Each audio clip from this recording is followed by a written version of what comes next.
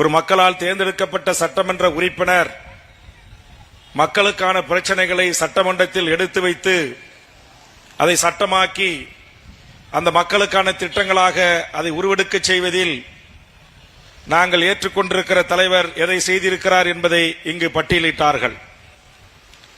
என்னுடைய 40 ஆண்டுகால அரசியல் வாழ்வில் 6 முறை தமிழக சட்டமன்ற தேர்தலை சந்தித்து 3 முறை வெற்றி பெற்று தமிழக சட்டமன்றத்தில் நான் சென்றதில் தமிழ் சமூகத்திற்கான எண்ணற்ற நற்காரியங்கள் நடந்திருக்கின்றன.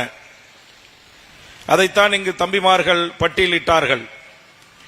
ஒரு அரசியல் பேரியக்கம் தொடங்கப்படுவது என்பது மக்களுக்காக பணியாற்றுவதற்கு, மக்களுக்கான நல்ல திட்டங்களை கொண்டு வருவதற்கு, மக்களின் உணர்வுகளுக்கு மதிப்பளிப்பதற்கு, மக்களின் உணர்ச்சிகளுக்கு மதிப்பளித்து அந்த மக்களின் உணர்வாக சட்டப்பேரவையில் பிரதிபலித்து அந்த உரிமைகளை நாம் வென்றெடுப்பதற்காக மக்களால் அனுப்பி வைக்கப்படுகிறோம்.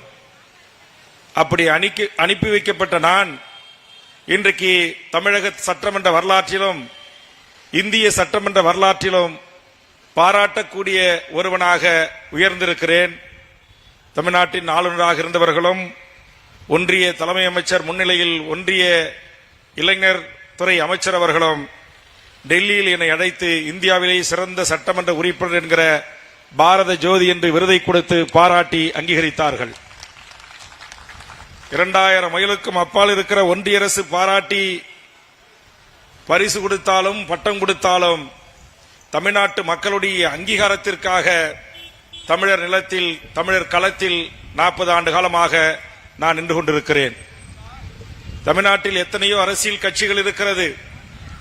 அப்படி இருக்கிற அரசியல் கட்சிகளில் இந்த இளைஞர்கள் சென்று சேர்ந்து தங்களுக்கான பதவிகளை பெற்று தங்கள் ஆளுகின்ற கட்சியோடு ஐக்கியமாகி பல கான்ட்ராக்டுகளை எடுத்துக்கொண்டு சில சலுகைகளை பெற்றுக்கொண்டு நிம்மதியாக வாழலாம்.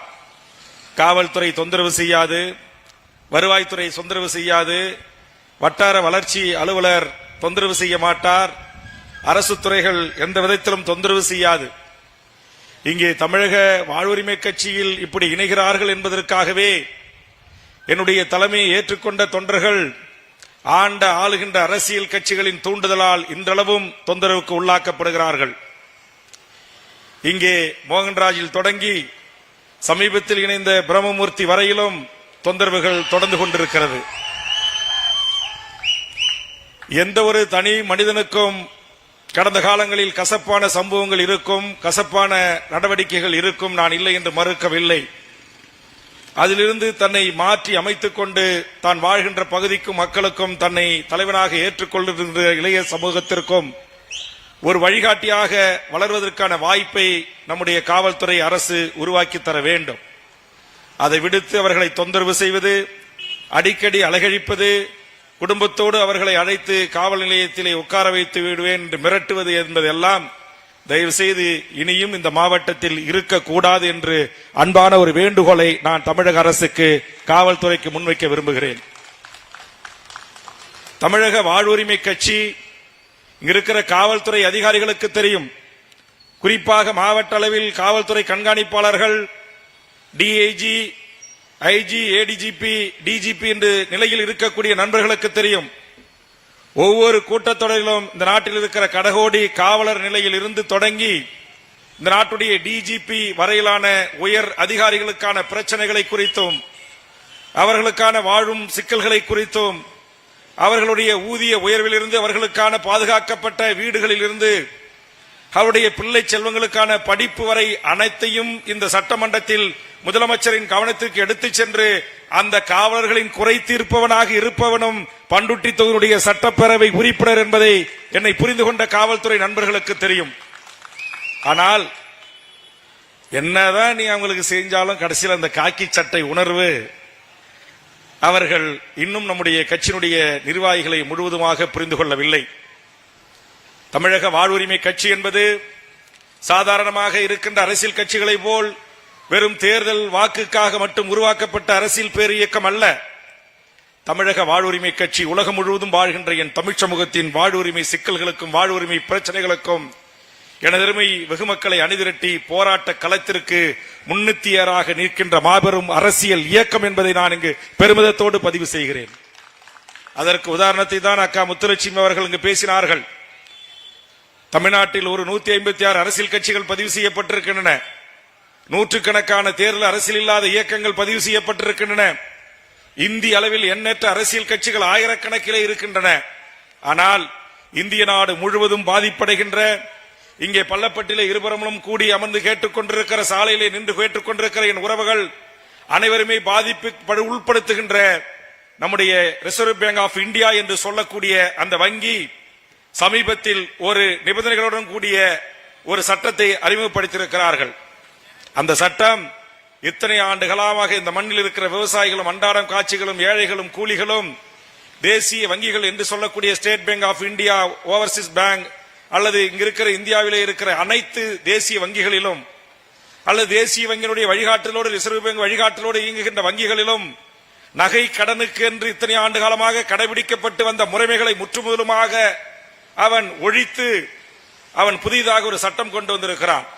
இங்க இருக்கிற என் உறவுகள் யாராவது அவசர தேவைகளுக்கு, குழந்தை செல்வங்களுடைய படிப்புக்கு, உங்களுடைய ஒரு வீடு கட்டுகின்ற தேவைக்கு, அல்லது ஒரு விவசாயம் செய்வதற்கான ஒரு சிறு முதலீடை செய்வதற்கு, அல்லது ஒரு அவசரத்துக்கு ஒரு 20 மூட்டை 50 மூட்டை யூரியா உரம் வாங்கணும்னா அவசரத்துக்கு நீங்க போய் வங்கிகளிலே வைக்கின்ற நகை கடன் லோன் என்கிற அதை இன்றைக்கு 90% வரையில் வங்கி மலாவுடைய நல்ல ஒரு தொடர்பின் அடிப்படையில் விவசாயிகள் பெற்று வந்ததை நாங்கள் தர முடியாது என்று சொல்லிவிட்டு சொல்லுகிறான். இந்த நகைகள் உங்களுக்கு எப்படி வந்தது, எப்ப வந்தது, அதை வாங்கியதற்கான நகைக்கான அந்த ஜிஎஸ்டி செலுத்தப்பட்டு வாங்கியதற்கான ரசீது இருக்கிறதா என்று கேட்கிறான். நான் கேட்கிறேன், இப்ப என்னுடைய அருமை தம்பி நீலமேகனுடைய குழந்தையின் இன்றைக்கு பிரபஞ்சனருடைய காது குத்தி விழாவுக்கு வந்தோம். அங்க அவங்களுடைய தாய்மாமன், உறவுகள், பங்கு பங்காளிகள், நண்பர்கள் அனைவரும் சேர்ந்து வந்து அங்க அவர்களுக்கு தங்க நகைகள் கொடுத்தார்கள். குறிப்பா அமீர் திருநாவுக்கரசு போன்றவர்கள்லாம் வந்து வரிசை கட்டி நின்று நகை கொடுத்தாங்க. நான் கேட்கிறேன், இப்ப இந்த நகையை நாளைக்கு அவசரத்துக்கு நீலமேகம் அவர் மனைவி அடகு வைக்க போனாங்கன்னா திருநாவுக்கரசை தேடணும், அமீரை தேடணும், மோகன்ராஜை தேடணும், நம்முடைய தங்கத்தை தேடணும், நம்ம ஜெகதீஷ் பாண்டியனை தேடணும், பிரம்மமூர்த்தி ஏதாவது ஒரு வெள்ளி விளக்கு கொடுத்தாருன்னா அதுக்கு பில்லு வாங்கணும். இதையெல்லாம் எடுத்துட்டு போய் கொடுத்தாதான் வங்கியில நான் வாங்குவோம் அப்படின்றான். இது எவ்வளவு மோசமான ஒரு சட்டம். நீங்க வச்சிருக்கிற பாரம்பரிய நகை, இப்ப சேலத்துல நிறைய நம்முடைய தமிழர்கள் அந்த காலத்துல ஆச்சாரிகள், செட்டியார்கள், இந்த மண்ணின் பூர்வீகுடி மக்கள் 1 கிராம் 2 கிராம் 5 கிராம் 10 கிராம்னு சேர்த்து வச்சிருப்பாங்க. சேலம் வெள்ளி நகைகளுக்கு ஃபேமஸ் ஆனது. வெள்ளி விளக்குகள் இருக்கும், வெள்ளி குத்து விளக்கு இருக்கும், காமாட்சி விளக்கு இருக்கும். அவசர தேவைக்கு ஒரு கொண்டு போய் ஒரு கடையில அடகு வைக்கணும்னா இப்ப சொல்லிட்டான் ரிசர்வ் வங்கி, அது எப்ப வாங்கினது, எப்ப தயாரிச்சது எல்லாம் ஆவணம் இருக்கணும்ன்றான். இப்படி மோசமான அடுக்கடுக்கான விதிமுறைகளை வகுத்து இந்திய நாட்டு மக்களுக்கு தேசிய வங்கிகளில் குறைந்த வட்டியில் விவசாய கடன் உள்ளிட்டவை கிடைக்க பெற்றதை தடுத்து நிறுத்தி இதற்கு நிபந்தனைகளை விதித்த நம்முடைய தமிழ்நாட்டின் தென்னிந்தியாவின் தலைநகராக இருக்கக்கூடிய ரிசர்வ் பேங்கினுடைய அந்த அலுவலகத்தை முற்றுகையிட்ட ஒரே கட்சி இந்தியாவில் தமிழக வாழ்வுரிமை கட்சி. இப்ப இதை முற்றுகையிட்டதால உடனே நம்ம மக்கள் எல்லாம் நமக்கு ஓட்டு போட்டுருவாங்களா? இல்ல. ஆக ஆதிக்க அரச பயங்கரவாதம், அது சட்டமாக இருந்தாலும் அது திட்டமாக இருந்தாலும் மக்களை பாதிப்படைகின்ற அத்தனை விடயங்களையும் முன்னெத்தி ஏறாக நின்று 24 மணி நேரத்தில் அல்லது 48 மணி நேரத்தில் தமிழ்நாட்டின் மக்களின் வாழ்வுரிமை சிக்கல்களுக்காக ஒரு அரசியல் பேர் இயக்கம் களத்திற்கு வந்து போராடுகிறது என்று சொன்னால் அது தமிழக வாழ்வுரிமை கட்சி என்று நெஞ்ச நிறுத்தி நாம் இங்கு பதிவு செய்கிறோம். அப்படித்தான் இன்றைக்கு டெல்லியில் 60 ஆண்டு காலமாக உங்கள் சேலம் பகுதியிலிருந்து கூட பல்வேறு கட்சிகளிலே அங்கு வேட்பாளராக போட்டியிட்ட தமிழர்கள் வாழுகிறார்கள்.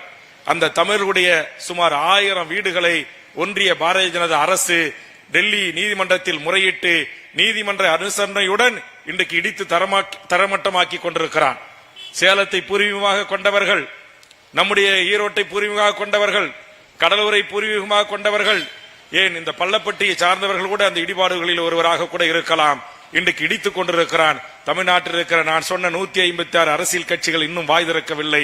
அதற்காக வாய் திறந்து அதை கண்டித்த முதல் அரசியல் கட்சி தமிழக வாழ்வுரிமை கட்சி. 60 கிலோமீட்டருக்கு அப்பால தூக்கி போய் போடுறான். உங்களுக்கு ஒரு இடம் தர வாங்கன்னு கூட்டு போறான். அங்க கொலை பண்றவன், கூலி பண்றவன், வழிபறி பண்றவன், கஞ்சா விக்கிறவன், அபின் விக்கிறவன், ஆள் கடத்துறவன், அத்தனை அயோக்கிய பயல்களும் வாழ்கின்ற ஒரு பகுதி. அங்க என் தமிழர்கள் தாய்மொழி தமிழை மட்டும் தெரிந்து உடல் உழைப்பை செலுத்தி உழைத்து நிம்மதியான ஒரு குடும்பத்தோடு 60 ஆண்டு காலத்திற்கு மேலாக கூலிகளாக வாழ்கின்ற அந்த மக்கள் அந்த பகுதியில் எப்படி பாதுகாப்பாக வாழ முடியும் என்று கதறுகிறார்கள். தமிழ்நாட்டில் இருக்கின்ற சமூக ஊடகங்கள், ஒரு சில பத்திரிகை செய்தியாளர்கள் அதை செய்தியாக்கி இருக்கிறார்கள். ஆனால் இதுவரையில் ஒன்றிய அரசு அதை குறித்து கவலை கொள்ளவில்லை. ஒன்றிய அரசு கவலை கொள்கிறதோ இல்லையே, உலக தமிழர்களின் வாழ்வுரிமை பிரச்சனைகளுக்காக களம் காணுகிற தமிழக வாழ்வுரிமை கட்சி கவலை கொண்டுதான் இன்றைக்கு தமிழ்நாடு முதலமைச்சர் அவர்கள் இதிலே தலையிட வேண்டும் என்று நாம் கோரிக்கைகளை முன்வைத்திருக்கிறோம். சரி, டெல்லியில் அந்த நிலைமை, இங்க இருக்கிற நம்முடைய குன்றத்தூர் சென்னையில் என்ன நிலைமை, வட சென்னையில் என்ன நிலைமை, சைதாப்பேட்டையில் என்ன நிலைமை, ஆற்றங்கரை ஓரமாக 100 ஆண்டு 150 ஆண்டுகளாக வாழ்ந்து வருகிற தாழ்த்தப்பட்ட பிற்படுத்தப்பட்ட உழைக்கும் பாட்டாளி வர்க்கத்தின் குடிசைகளும் வீடுகளும் இடித்து தரமட்டமாக்கப்படுகின்றன.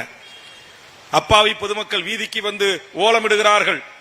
12 காலமாக இஸ்லாமியர்கள் தொழுது செய்த தொழுகை இல்லங்கள் இடித்து தரமட்டமாக்கப்படுகிறது. அந்த அப்பாவி உழைக்கும் பாட்டாளி வர்க்கம் ஒன்று சேர்ந்து உண்டியல் வசூலித்து கட்டிய கோயில்கள் இடிக்கப்படுகின்றன, சர்ச்சுகள் இடிக்கப்படுகின்றன. காரணம், காசா கிராண்ட் என்கிற நட்சத்திர விடுதி உரிமையாளர்களுக்காக நீங்க கொண்டாந்து கொடுத்துடணும். ஒவ்வொரு முறை சீட்டை வச்சிருவாங்க, டிஸ்டர்ப் பண்ணக்கூடாது. இங்க எடுத்துருவாங்க, என்ன சீட்டு உங்களுக்கு? அதனால கோரிக்கைன்னா கொண்டாந்து கொடுங்க, பேசுறாத சும்மா ஒரு நிமிஷம் எடுத்து வச்சு காட்டிட்டு கெட்ட பழக்கம் இது. என்ன கோரிக்கைன்னா வந்து உட்காந்துருக்கலாம், வந்து கொடுக்கணும்ல, அப்பதான் நான் பேச முடியும். அங்க இருந்துட்டு அண்ணா ஒரு கோரிக்கை, அண்ணா ஒரு கோரிக்கைன்னா எனக்கு என்ன தெரியும்? உன் கோரிக்கை கொண்டாந்து கொடு அத. அதனால காசாக்காரன் யாரு? காசாக்காரன் முதலாளி வடநாட்டுக்காரன். அந்த காசாக்கிராண்ட் முதலாளி வடநாட்டுக்காரன் இங்க அடுக்குமாடி மனைகளை கட்டி ஒரு பிளாட் நீங்க எண்ணி பார்க்க முடியுமா? 4.5 கோடி, 5.5 கோடி. இங்க கூட நம்ம ராஜ்குமார் ரியல் எஸ்டேட் தொழில் செய்கிறார். அவர்கிட்ட ஒரு பிளாட், ஒரு அடுக்குமாடி குடியிருப்பு எவ்வளவுன்னு கேட்டா சேலத்துல அதிகபட்சம் ஒரு 50 லட்சத்திலிருந்து 75 லட்சம். சேலமும் சென்னைக்கு நிகரான ரியல் எஸ்டேட் வணிகத்துல கொடி கட்டி பறக்கிற ஊர் தான். ஆனா காசாக்கிரான் அங்க இருக்கிற வடநாட்டுக்காரர்கள், ஆந்திரத்துக்காரர்கள், பீகார்காரர்கள், உத்தரப்பிரதேசக்காரர்கள் அந்த பூர்வீக குடி மக்களுடைய வீடுகளை இடித்து தரமட்டமாக்கி அந்த இடத்துல கட்டுறான். ஆற்றை ஒட்டி ஓட்டல்கள் இருக்குது, மருத்துவமனைகள் இருக்கிறது, மருத்துவ கல்லூரிகள் இருக்கிறது, ஏரிகளிலே பல்கலைக்கழகங்கள் இருக்கிறது. ஆனா அங்கெல்லாம் இந்த அரச பயங்கரவாதம் அங்கு போக மாட்டேங்குது. பொதுநல வழக்கின் உச்சநீதிமன்ற நீதி அரசர்கள் அதற்கெல்லாம் உத்தரவு போட மாட்டேன்றாங்க. என் ஏழை எளிய இந்த மண்ணின் பூர்வீக குடி மக்கள் உழைக்கும் உண்மையான பாட்டாளிகளின் வீடுகளை இடித்து தரமட்டமாக்கி ஒரு வயது வந்த பெண் காவல்துறை அதிகாரியின் காலை பிடித்து கதறுகிறார். ஒரு இஸ்லாமிய தாய் பரதா அணிந்து கொண்டு தன் பெற்ற பிள்ளை செல்வங்களோடு அங்கு வருகின்ற வருவாய்த்துறை அதிகாரிகள் காலை பிடித்து, ஐயா, இத்தனை ஆண்டு காலம் என் கணவருடைய தெருக்களிலே வீதிகளிலே நின்று கால்கெடுக்க நின்று நாங்கள் சம்பாதித்து உழைத்த சொத்துகளிலே கட்டப்பட்ட ஒரு ஒழுகாத இந்த வீட்டை இடித்து தரமட்டமாக்குகிறீர்களே, இது நியாயமா என்று கதறுகிறார். ஆனால் இந்த நாட்டுடைய ஆட்சி அதிகாரத்தில் இருக்கக்கூடிய அதிகார வர்க்கத்திற்கு காது கேட்கவில்லை. அப்படி காது கேட்கவில்லை என்று சொன்னால் அது காது கேட்கின்ற வரையில் அந்த மக்கள் பிரச்சனைகளை மக்கள் மன்றத்திலும் பத்திரிகைகளிலும் ஊடகங்களிலும் தொலைக்காட்சிகளிலும் இதுபோன்ற கூட்டங்களிலும் கூட்டணியில் இருந்தாலும் தட்டி கேட்கிற ஒரு மகத்தான அரசியல் கட்சியாக தமிழக வாழ்வுரிமை கட்சி செயலாற்றும். அதுதான் தமிழக வாழ்வுரிமை கட்சி. வாழ்வுரிமை என்று என்னால் வாழ்வுரிமை கட்சி என்றால் என்ன? பேரளவில் வாழ்வுரிமையா? இல்லை. பரந்தூர் விமான நிலையத்தில் இருக்கிற 15 கிராமத்தினுடைய வாழ்வுரிமை முற்றுமுதலுமாக பறித்து பன்னாட்டு டாடா பெரும் நிறுவனத்திற்கு 140 கோடி மக்கள் தொகை கொண்ட இந்த நாட்டிற்கு ஒரே ஒரு சொந்த விமானம் இல்லை. இந்த ஏர் இந்தியா, ஏர்லைன்ஸ் எல்லாம் டாடாவுக்கு போச்சு. டாடா வாங்கிட்டாரு. டாடா வாங்கின பிறகு இன்னைக்கு டாடாவுக்கு விமான நிலையம் எங்க? சென்னையில. அதுவும் எத்தனை ஊரு? ஏகனாபுரத்தில் தொடங்கி 15 கிராமங்கள். 15 கிராமத்திலையும் 25க்கு மேற்பட்ட நீர்நிலைகள் இருக்கு. ஆறு இருக்கு, குளம் இருக்கு, குட்டை இருக்கு, எல்லாம் இருக்கு. நீர்நிலையும் போது எனக்கு ஒரு ஞாபகம் வருது. இங்க இருக்கிற பள்ளப்பட்டியில மண்ணின் மைந்தர்களுக்கு தெரியும், இங்க 69 ஏக்கர்ல ஏரி இருந்துச்சுன்னாங்க. இப்ப எங்க தங்க என்கிட்ட ஒரு மனு கொடுத்திருக்காரு, 69 ஏக்கர்ல 40 ஏக்கர் ஏரியை காணான் இருக்காரு. இப்ப வடிவேல் மாரி என் கிணத்தை காணான்ற மாதிரி நான் ஏரியை காணாங்கணும். எங்க அதிமுக நண்பர்களும் வந்து கேட்கறாங்க, திமுக நண்பர்களும் கேட்கறாங்க, என் பாட்டாளி கட்சிக்காரன் அங்க நிக்கிறான், நான் பேசுற தமிழ் தேசிய அரசியலை பேசுற நண்பர்களும் இங்க கேட்க நிக்கிறாங்க. நான் எல்லாரையும் பார்த்து கேட்கறேன், இங்க நாங்க தமிழ் தேசிய அரசியல் பேசுற நாங்க யாரும் அந்த 40 ஏக்கரை பட்டா போட்டு விக்கலங்க. வித்த புண்ணியவன் யாரோ எங்க பள்ளப்பட்டு ஏறி இன்னைக்கு ஒருத்தர் வந்து இப்ப மனு கொடுத்தாரு, என்கிட்ட பாக்கெட்ல மடிச்சு வச்சிருக்கிறேன். சுதந்திர இந்தியாவில் 75 ஆண்டுகள் ஆகுது. ஒரு சாதாரண பாட்டாளி அவர் வந்து என்கிட்ட ஒரு மனு கொடுத்திருக்காரு. காட்டூர் காடு நகர்ல நான் வாழ்றேன், இத்தனை வருஷமாவது அங்க ஒரு பள்ளிக்கு சரியான சாலை இல்ல, குழந்தைகள் விளையாடுவதற்கு ஒரு விளையாட்டு மைதானம் இல்ல, ஒரு கழிவறை இல்ல, ஒரு அடிப்படை வசதி எதுவுமே இல்ல. நாங்க இன்னும் சுதந்திர இந்தியாவில் காட்டூர் பகுதியில் காட்டுவாசிகளா வாழறோம். இதற்கு ஏதாவது ஒரு தீர்வை நீங்கள் தேடித்தாருங்கள் என்று கேட்கிறார்கள். நான் கேட்கிறேன், பொன் விழாவை கொண்டாடுகிறோம். சுதந்திர இந்தியாவின் தேசிய கொடியை, மூவர்ண கொடியை ஏந்தி பிடிக்கிறோம். மூவர்ண கொடிகளை கையில் ஏந்தி எல்லையில் நம் இந்திய நாட்டின் எல்லையை பாதுகாப்பு நமது ராணுவ வீரர்கள் உயிரை பணை வைத்து போராடுகிறார்கள். புவி சார்ந்த அரசியலில் ஆதிக்கம் செலுத்துகிற சீனா, அமெரிக்கா போன்ற நாடுகளின் துணையோடு தீவிரவாதிகள் உருவாக்கப்பட்டு இந்தியாவில் குழப்பங்களை விளைவிக்க போன்றதெல்லாம் தன் உயிரை கொடுத்து அந்த மண்ணின் பாதுகாப்பு அரணாக இருக்கின்ற எமது ராணுவ வீரர்களின் தியாகத்தை நாம் போற்றுகிறோம், வணங்குகிறோம். ஆனால் நம்மை ஆளுகின்ற அரசுகள் 50 லட்சம் கோடி, 40 லட்சம் கோடி, 60 லட்சம் கோடி. தமிழ்நாட்டை சேர்ந்த எங்கள் மாமி நிர்மலா சீதாராமன், ஏம்மா ஜிஎஸ்டி வரிய போடுற, 100 ரூபாய் வாங்கி எடுத்து போய் வெறும் 29 பைசாவை எங்களுக்கு திருப்பி கொடுக்குறியே, இது நியாயமானு கேட்டா அந்த அம்மா சொல்லுது, தக்காளி விலை ஏங்க ஏறுதுன்னு கேட்டா தக்காளி சாப்பிடாதீங்க, பூண்டு விலை ஏறுதுன்னு சொன்னா பூண்டு சாப்பிடாதீங்க, கறி கிலோ 1000 ரூபாங்கம்மா, ஆட்டுக்கறி சாப்பிடாதீங்க, நான் சாப்பிட மாட்டேன், நான் மாமி, நீ மாமி, உனக்கு தயிர் சோறு போதும். எங்காலுக்கு இங்க உட்கார்ந்துருக்கிற இளைஞர்களுக்கு, என்னுடைய சேலம் மாவட்டத்துடைய மக்களுக்கு ஞாயிற்றுக்கிழமான ஆட்டு ரசம் இல்லைன்னா, நல்லி எலும்பு இல்லைன்னா பாதி பேருக்கு சாப்பாடே இறங்காது. பிரியாணி இல்லைன்னா நமக்கு ஞாயிற்றுக்கிழமான சில பேருக்கு வாய் ருசிக்காது. அதனால தான் கேட்கிறோம், அம்மையார் அவர்களே, உங்களை தயவு செய்து நாங்கள் கேட்கிறோம், எங்கள் தமிழ்நாட்டிலிருந்து நீங்கள் சென்றிருக்கிறீர்கள், உங்கள் ஸ்ரீரங்கத்தை தாயகமாக கொண்டவர்கள், பக்கத்து மாநிலத்தில் புகுந்த வீடாக இருக்கலாம். இந்த தென்னிந்திய அந்த காரு கொஞ்சம் வழி விடுங்க, காவல்துறை உள்ள வாங்க, கொஞ்சம் ரோட்டு சாலை பொதுமக்கள் கடைஞ்சிடலாம். ஆக இன்றைக்கு அந்த அம்மா சொல்றாங்க, ஏங்க விலைவாசி ஏறி போகுது, கார்பரேட் ஆபீஸ், நீங்க இதெல்லாம் கேட்கறதுக்கு நாட்டில் கட்சி வேணும். இங்க கூட இப்ப எனக்கு தண்ணி கேட்டேன்னு வச்சுங்க, இதை கணக்கு பாருங்க, அக்குவாஃபினா கொண்டாந்து கொடுப்பாங்க. இது இங்க இருக்கிற நம்ம ஊருக்கு அண்ணாச்சி கடையில, பொட்டி கடையில போய் வாங்கினா அதிகபட்சம் என் தாய் அங்க நிக்கிறாங்க கடையில 25 ரூபாய்க்கு விற்பார். அந்த இந்தியன் கூல் ட்ரிங்க்ஸ் கடையில அந்த வாட்டர் பாட்டில். இதுவே நீங்க இந்த ஐடிஷன் ஒன்னு இருக்கு சென்னையில கிண்டில, அங்க போனீங்கன்னா அந்த பாட்டில் 250 ரூபா. போரமால்னு ஒன்னு இருக்கு, அங்க போனீங்கன்னா 150 ரூபா. சென்னை ஜிஆர்டில 125 ரூபா, ஸ்பென்சர் பிளாசாவில் 75 ரூபா. நான் கேட்கிறேன், ஒரு மக்களால் தேர்ந்தெடுக்கப்பட்ட அரசு, சட்டமன்றங்கள், நாடாளுமன்றங்கள், ஒரு பாட்டில் தண்ணி தான், 1 லிட்டர் தான் என்னுடைய அளவு, அதை ஒவ்வொரு நட்சத்திர விடுதிகளுக்கும் அவன் இஷ்டத்துக்கு விற்கிறதுக்கு அனுமதிக்கிறீங்களே, இது நியாயமா? தமிழ்நாட்டில் ஒரு கட்சி கேட்கறானா, ஒரு எம்எல்ஏ கேட்கறானா, ஒரு எம்பி கேட்கறானா? தமிழக சட்டமன்றத்தில் கேட்கிற ஒரே எம்எல்ஏ தமிழக வாழ்வுரிமை கட்சி எம்எல்ஏ வேல்முருகன் தான். ஒரு இட்லி நம்ம ஊர் ஹோட்டல்ல 5 ரூபா 10 ரூபா, அங்க ஒரு இட்லி 120 ரூபாயில இருந்து 250 ரூபா. இது எப்படி அனுமதிக்கிறது நம்ம? இந்த இட்லியில இருந்து, அரிசியில இருந்து, பருப்புல இருந்து, எண்ணெயில இருந்து, நல்லெண்ணெயில இருந்து, தேங்காய் எண்ணெயில இருந்து, மண்ணில எண்ணெயில இருந்து, இங்க இருக்கிற அத்தனைக்கு இன்னைக்கு விலைவாசி உயர்வு கட்டுப்பாடு இல்லாம போயிட்டே இருக்கு. இந்த விலைவாசி உயர்வை கட்டுப்படுத்துங்க, மட்டுப்படுத்துங்கன்னு கேட்கிற ஒரே கட்சி தமிழக வாழ்வுரிமை கட்சி. இது வாழ்வுரிமை. அதே மாதிரி சுங்கச்சாவடி உங்களுக்கு தெரியும். ஏண்டா நாங்க கார் வாங்கும்போது, 2 வீலர் வாங்கும்போது, ஆட்டோ வாங்கும்போது எல்லாத்துக்கும் ஆண்டு முழுவதும் வரியை வாங்கிட்டு ஊருக்கு எங்க நம்ம வாழப்பாடியில் ஒரு டோல்கேட்டு, ஆத்தூர்ல ஒரு டோல்கேட்டு, கள்ளக்குறிச்சியில ஒரு டோல்கேட்டு, அந்தாண்ட விழுப்புரத்துல ஒரு டோல்கேட்டு, விக்கிரவாண்டியில ஒரு டோல்கேட்டு, அப்புறம் அச்சரப்பாக்கத்துல ஒரு டோல்கேட்டு, அதுக்கு அந்தாண்ட செங்கல்பட்டுல ஒரு டோல்கேட்டு, அப்புறம் போரூர்ல ஒரு டோல்கேட்டு. சேலத்திலிருந்து சென்னைக்கு நீங்க நம்முடைய தலைமை அலுவலகத்துக்கு வரணும்னா 2000 ரூபாய் பாக்கெட்ல எடுத்து வச்சுக்கணும். இந்த 2000 ரூபாய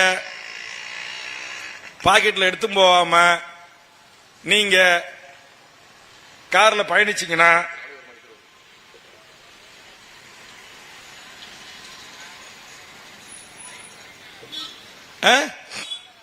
என்ன செய்யணும்? எங்க மதுபாலா, எங்க ஒன்றிய ராஜா, போய் வரைக்கும் டோல்கேட்ல சண்டை. எதுக்கு சண்டை? அண்ணா எனக்கு சேலத்துல சொந்தக்காரங்க இருக்காங்க, எங்க அக்கா வீடு இருக்கு, எங்க தங்கச்சி வீடு இருக்கு, எனக்கு பக்கத்துல ஓமலூர் இருக்கும், பக்கத்துல வீடு, நான் டெய்லி போயிட்டு வரணும். போகும்போது 100 கூடன்றான், வரும்போது 100 கூடன்றான். நான் கொடுக்க மாட்டேன், நான் வேல்முருகன் தங்கச்சின்னு சொன்னேன். நீ யார் தங்கச்சி இருந்தாலும் கொடுன்றான். அப்புறம் வேல்முருகன் தங்கச்சி பாணியில நானும், அது பொண்ணு சிலம்பாட்ட வீராங்கனை, சாதாரண வீராங்கனை இல்ல, இன்னைக்கு வரல, நம்ம கிரிபாலா எல்லா கூட்டத்துக்கும் வரும். ஆளு நல்லா வாட்ட சாட்டமா இருக்கும். சிலம்பாட்டத்தில் தமிழக அளவில், இந்திய அளவில், உலக அளவில் சாதனை படைக்கின்ற இளம் சிங்கக்குட்டி இறங்கி டோல்கேட்ல 2 டப்பு டுப்புன்னு போட்டா அப்புறம் இங்க இருந்து நம்ம மோகன்ராஜ் போய் சமாதானம் பண்ணணும், நம்ம யுவராஜ் நம்ம புளியம்பட்டி பிரபு போய் சமாதானம் பண்ணி அனுப்பி வைக்கணும். நான் எதுக்கு சொல்றேன்னா, இந்த நாட்டில் நடக்கிற அநியாயங்களை, அக்கிரமங்களை தட்டி கேட்கிற ஒரு இளைய தலைமுறையை உருவாக்கி தனிநபராக தட்டி கேட்டா கேச போட்டு குண்டாச போட்டு 107 போட்டு உங்களை நசுக்கிடுவான். இங்க நடக்கிற அநியாயங்களை, அக்கிரமங்களை, சட்டவிரோத நடவடிக்கைகளை, வெகுமக்களை அணிதிரட்டி வெகுமக்கள் துணையோடு மக்கள் சார்ந்த பிரச்சனைகளை கையில் எடுத்து அதற்கு தீர்வை ஏற்படுத்தி தருகின்ற ஒரு மாபெரும் மக்கள் இயக்கம்தான் தமிழக வாழ்வுரிமை கட்சி என்பதை நீங்கள் புரிந்து கொள்ளணும். நிறைய பேர் கேட்கறாங்க, அண்ணா நாங்க உங்க கட்சியில வந்து சேர்றோம், எங்களுக்கு என்ன கிடைக்கும்? ஒன்னும் கிடைக்காது, வழக்கு தான் கிடைக்கும். ஆனா தமிழ்நாட்டு மக்களிடத்துல நல்ல பேர் கிடைக்கும். இப்ப நான் வேல்முருகன் இருக்கிறேன், நான் பீடி குடிக்க மாட்டேன், சிகரெட் அடிக்க மாட்டேன், தண்ணி அடிக்க மாட்டேன், தம் அடிக்க மாட்டேன், எந்த குற்றச்சாட்டுக்கும் நான் ஆளாகல. இது வரைக்கும் இன்னும் இருக்கிற எந்த வணிக நிறுவனத்துக்கிட்ட கூட நன்கொடைன்னு ஒரு புத்தகத்தை அடிச்சு என்னுடைய 40 ஆண்டு கால அரசியல் வாழ்வில் 6 முறை எம்எல்ஏவுக்கு நின்றுருக்கேன், 3 முறை சட்டமன்றத்துக்கு எம்எல்ஏவை ஜெயிச்சு போயிருக்கேன். இன்னும் எந்த என் தமிழ்நாட்டு தொழிலதிபர்கள் இருந்து சட்டத்துக்கு விரோதமாக பணம் சம்பாதிக்கிறவங்க கிட்டலே தலை வச்சே படுக்க மாட்டேன். இன்னும் எங்களை நேசிக்கிற உறவுகளிடம் கூட கையேந்தாமல் என் கட்சியினுடைய தொண்டர்களின் உழைப்பில் இந்த கட்சியை நான் நடத்தி கொண்டு வருகிறேன். ஆக அப்படிப்பட்ட இந்த கட்சி என்ன சொல்லுதுன்னா, நீ மாலை போடாத, காலில் விழாத, பட்டாசு வெடிக்காத, பொதுமக்கள் கிட்ட போய் அடிக்கடி நன்கொடைன்னு கேட்காத, ஏமாத்தாத, வேலை வாங்க தரேன்னு காசு வாங்காத, டிரான்ஸ்பர் வாங்கி தரேன்னு காசு வாங்காத, என்னால இதான் சாதிக்க முடியும், இந்த சேஷன் ஐயா நான் சொன்னாதான் கேட்பாரு, இந்த இன்ஸ்பெக்டர் ஐயா என் பாக்கெட்ல தான் இருக்காருன்னு காசு கேட்காத, அதுக்குன்னு 5000 வாங்கி 2000 அங்க கொடுத்துட்டு 3000 ரூபாய் பாக்கெட்ல போட்டுக்கிட்டு போவாத. இந்த மக்களுடைய பிரச்சனைகள் என்ன? இந்த மண்ணின் வாழ்வுரிமை சிக்கல்கள் என்ன? இங்க இருக்கிற சேலம் ஸ்டீல் பிளான்ட்ல என் மண்ணின் மக்களுக்கு வேலை கொடுத்திருக்கிறானா? இங்க இருக்கிற தலவமன்கிற ஒரு நிறுவனம், ஒரு கொரியன் நிறுவனம், ஒரு வெளிநாட்டு நிறுவனம், இன்னைக்கு அந்த மண்ணின் பூர்வீகுடி மக்கள் இங்கே கூட என்னுடைய தொழிற்சங்க நிர்வாகிகளை அருமை தம்பி தங்கம் வைரம் போன்றவர்கள் அழைத்து வந்திருப்பார்கள். அவர்களுக்கு இன்றைக்கு அங்க பணி நிரந்தரம் இல்ல, நான் மூடிட்டு அவுட் சோர்சிங் முறையில பெங்களூர்ல கர்நாடகத்துல குறைந்த வேலையில இந்திக்காரனை வச்சு நான் உற்பத்தி செஞ்சுக்கிறேன், உங்களை டிஸ்மிஸ் பண்றான்னு சொல்றான். இல்ல, அது பண்ணக்கூடாது. நாங்க இலவசமா உனக்கு இடம் கொடுத்திருக்கோம், நாங்க சலுகை விலையில மின்சாரம் கொடுத்திருக்கோம், உங்களுக்கு தண்ணி கொடுத்திருக்கோம், நீ இந்த நாட்டில் வந்து இந்த ஆலய உற்பத்தியை தொடங்குவதற்காக இந்த அரசாங்கத்தோடு போடப்பட்ட புரிந்துணர்வு ஒப்பந்தத்தில் இந்த மண்ணின் மக்களுக்கு இத்தனை பேருக்கு வேலை கொடுக்கறன்னு சொல்லிதான் நீங்க வந்த இந்த வேலையை குடு என்று சமரசமற்று அவர்களோடு மேல தொழிலாளியை காட்டி கொடுத்து விட்டு, தொழிலாளியை அடகு வைத்து விட்டு எனக்கு கப்பங்கட்டு என்று கேட்காத அரசியல் கட்சி தமிழக வாழ்வுரிமை கட்சி. இங்க என்னுடைய தொழிற்சங்க நிர்வாகிகளை தம்பி தங்கம் அவர்கள் அழைத்து வந்த போது நாட்டுடைய தொழிலாளர் துறை அமைச்சரவையில் எடுத்து போய் நேரடியாக அமர வைத்து அவரோடு பேச்சுவார்த்தையில் ஈடுபட்டேன். அவர்களுக்காக சட்டமன்றத்தில் பேசினேன். இங்க இருக்கிற ஒன்றிய அரசுடைய சேலம் பிளான்டில் இந்த மண்ணின் மக்களுக்கு எத்தனை பேருக்கு வேலை கொடுத்திருக்கேன்? சேலம் மாவட்டத்தை சேர்ந்த மண்ணின் மக்களுக்கு எத்தனை பேருக்கு வேலை கொடுத்திருக்க? இன்னைக்கு கேட்பதற்கு நாதி இல்லை. இந்த மண்ணில் இருந்து நான் வேண்டுகோள் வைக்கிறேன், ஒரு வீரபாண்டியார் என்கிற ஒரு மாபெரும் அரசியல் தலைவன் இந்த மண்ணில் உயிரோடு இருக்கின்ற வரையில் இந்த மக்கள் அங்கீகரிக்கப்பட்டார்கள், இந்த மக்களின் உரிமைகள் பாதுகாக்கப்பட்டன. இந்த மக்களுடைய பிரச்சனைகளுக்காக சேலம் மாவட்டத்துடைய முன்னேற்றத்திற்காக நாட்டுடைய முதலமைச்சராக இருந்த கலைஞர் அவர்களை சொடக்கு போட்டு கேள்வி கேட்கிற ஒரு ஆண் சிங்கமாக வீரபாண்டியார் இருந்தார், வாழ்ந்தார். இன்றைக்கு அவருடைய குடும்பத்தின் நிலைமை என்ன? திமுக வேட்பாளர் அறிவிச்சிருக்கு, அண்ணா திமுக வேட்பாளர் அறிவிச்சிருக்கு. 2 கட்சியிலே 2 இந்த குடும்பத்தினுடைய பிள்ளைகள் இருக்கிறார்கள். வீரபாண்டியாருடைய ரத்த உறவுகள் இருக்கிறார்கள். அரசியல் ரீதியாக அங்கீகரிக்கப்பட்டிருக்கிறார்களா? அரசியல் ரீதியாக அவர்களுக்கு கிடைக்க வேண்டிய இடம் கிடைக்கப்பட்டிருக்கிறதா? கிடைக்கப்படவில்லை. ஆனால் இன்றைக்கு அவர் இருக்கிற வரையும் சேலம் பஸ் ஸ்டாண்ட சுத்தி நம்மாலு செட்டியாரு ஆச்சாரி நகை கடை வச்சிருந்தான், வெள்ளி கொலுசு செஞ்சான், மெட்டி செஞ்சான். இன்னைக்கு மார்வாடி சேட்டு குஜராத்தி முழுக்க வந்து உக்காந்துட்டான். கேட்க நாதி இல்ல. நீங்க யாராச்சும் போய் கம்ப்ளைண்ட் கொடுத்தீங்கன்னா அடுத்த நிமிஷம் அவன் கம்ப்ளைண்ட் கொடுப்பான். ஏன்னா இங்க பாதி அதிகாரி, நான் கூட இந்த கமிஷனர் என்கிட்ட ஏஎஸ்பி இருந்தவர் தான், நண்பர் தான். யாரு? தமிழ் தெரியாது, வடநாட்டுக்காரரு. எஸ்பி யாரு? வடநாட்டுக்காரரு. என் சேலத்து சிங்கம் வீரபாண்டியன் என்கிற ஒரு பச்சை தமிழன் இந்த மண்ணில் அமைச்சராக இருந்த போது இந்த சேலம் மாநகர கமிஷனரா, மாநகராட்சி கமிஷனராகவும் தமிழை தான் போட, அவன் எந்த ஜாதியா இருந்துட்டு போட்டோம். மாநகராட்சியுடைய சட்ட ஒழுங்கு கமிஷனர் தமிழனை தான் போடுவாரு, இந்த ரூரல் எஸ்பியா தமிழனை தான் கொண்டு வருவாரு. ஆனா இன்னைக்கு என்ன நிலைமை? வந்தவன் போனெல்லாம் டிஜிபி, வந்தவன் போனெல்லாம் ஏடிஜிபி, வந்தவன்லாம் பீகார்காரன், உத்தரப்பிரதேசக்காரன், மத்திய பிரதேசம் நமக்கு போலீஸ் கமிஷனர், மாநகராட்சி கமிஷனர்.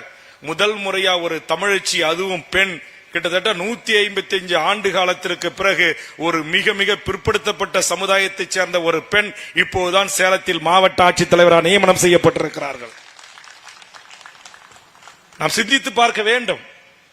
இந்த மண்ணில் இருக்கிற கனிம வளம், இங்க இருக்கிற டிரான்சம், இந்த கனிம சுரங்கம் வெட்டி விற்கப்படுகிறது. இந்த ஏற்காடு மலை அடிவாரம், இன்றைக்கு கூட நாங்கெல்லாம் 5 ஸ்டார் ஹோட்டல்ல போய் ரூம் போட்டா 20,000 30,000 கேட்கறான்னு சொல்லி அருமை தம்பி மோகன்ராஜனுடைய வீட்டில் நாங்க ஏற்காடு மலை அடிவாரத்தில் தங்கியிருக்கிறோம். 4 பக்கமும் மலைகள், அற்புதமான இயற்கை ஒரு சூழல். ஆனா அந்த மலையை கொஞ்சம் கொஞ்சமா குடைஞ்சி இந்த நாட்டை ஆண்ட அரசியல் கட்சிகள் கடத்தி வித்துக்கிட்டு போறான். கேட்க நாதி இல்ல. சட்டமன்றத்தில் இதற்காக அம்மையார் ஜெயலலிதாவிடம் வாதாடி போராடி அந்த கனிம கொள்ளைகளை தடுத்து நிறுத்தி தமிழ்நாடு அரசு அதிகாரிகளை கொண்டு கனிமத்தை கேட்கிற மக்களுக்கு வீடு கட்டுவதற்கு, ஏனைய தொழில் தொடங்குவதற்கு அரசே அளவீடு செய்து வழங்க வேண்டும் என்கிற ஒரு வரலாற்று சிறப்புமிக்க சட்டத்தை தமிழகத்தில் கொண்டு வர செய்தவன் வேல்முருகனாகிய நான். ஆனா இன்னைக்கு அந்த சட்டம், இன்னைக்கு எஸ்ஆர் மணல் கம்பெனின்றாங்க, ஆறுமுகசாமி மணல் கம்பெனின்றாங்க, அப்புறம் யாரோ ஒருத்தர் பேர் சொல்றாங்க. இதுவரையிலும் இந்த மண்ணையும் இந்த மலையும் இந்த கனிமத்தையும் ஆற்று மணலையும் திருடுகிற இந்த கனிம வள கொள்ளைக்காரிடம் நின்று ஒரே ரூபாய் கூட, ஒத்த ரூபாய் கூட கை நீட்டி வாங்காம அரசியல் செய்கிற ஒரே மக்களுக்கான இயக்கம் தமிழக வாழ்வுரிமை கட்சி. ஏன் வேல்முருகனை தலைமை ஏற்கணும்? இங்க நான் சொன்ன, இன்னைக்கு நான் பெயர் படிச்சல இத்தனை பேரும் கட்சியினுடைய மாநில நிர்வாகிய, மாவட்ட நிர்வாகியா இருக்கிறாங்க.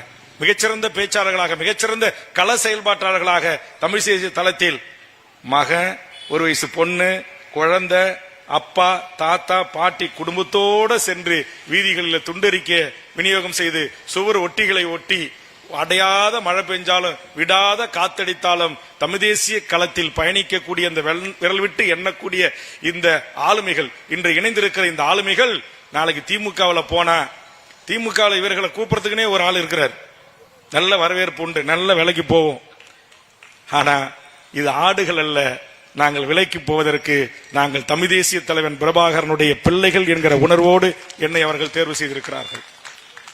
இன்னைக்கு லாட்டரி உங்களுக்கு தெரியும், மணல் குவாரி அரசுரிமையாக்கின. கடந்த காலத்தில் நான் 2001, 2006, 2011 இந்த 10 ஆண்டு காலம் சட்டப்பேரவையில் இந்த மக்களுக்காக நான் செய்திட்ட சாதனைகளிலே மிகவும் நெஞ்சு நிமிர்த்தி தொலைக்காட்சி வாதங்களிலே நெஞ்சை உயர்த்தி சொல்லுவேன். மறந்த அம்மையார் ஜெயலலிதாவிடம் போராடி இந்த லாட்டரி சுரண்டல்கள் மூலமாக, சுரண்டல் லாட்டரி மூலமாக, வீதிக்கு வீதி விற்கப்படுகின்ற லாட்டரிகளின் மூலமாக அன்றாடம் என் உடல் உழைப்பு தொழிலாளிகள் அதை சம்பாதிக்கின்ற அந்த தொகையை கொண்டு போய் லாட்டரியை வாங்கி ஏமாந்து அதுல மோசடி. ஒரு பரிசுன்னு அறிவிப்பான், ஆனா 1க்கு 100 சீட்டு அடிப்பான்.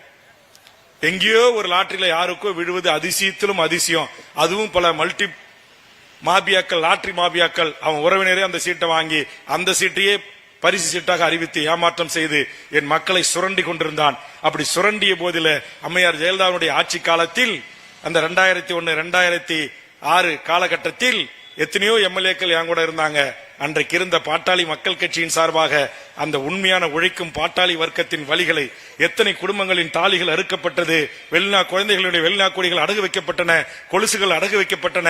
ஒரு வயது வந்த பெண்ணுக்கு கூட அந்த சம்பாதித்த அந்த காசை கொண்டு போய் ஒரு நிம்மதியான ஒரு உடை எடுத்து கொடுப்பதற்கோ, ஒரு ஞாயிற்றுக்கிழமையில் ஒரு 1/2 கிலோ கறி எடுத்து கொடுப்பதற்கோ கூட அந்த பணம் செலவிடப்படாமல் அது அந்த சுரண்டல் லாட்டரிக்கும் அந்த லாட்டரி விற்பனையிலையும் மூழ்கி கிடந்த என் தமிழ் சமூகத்தை சிந்திக்க வைப்பதற்காக அந்த லாட்டரி சுரண்டல் மூலமாக அந்த பணம் அந்த குடும்ப தலைவியின் கரங்களிலே சேர்வதற்காக, அடுக்குப்பானை அடிகளிலும் அவருடைய கைகளிலும் சேர்வதற்காக தமிழக சட்டமன்றத்தில் ஒரு சட்ட திருத்தத்தை, ஒரு சட்ட ஆலோசனையை சொல்லி அந்த லாட்டரி தடை சட்டம் என்றை கொண்டு வந்தவன் வேல்முருகனாகிய நான் தான். தமிழக வாழ்வுரிமை கட்சியின் சார்பாக தமிழர்களே எனக்கு பின்னால் வாருங்கள் என்று வேண்டுகோள் வைக்கிறேன்.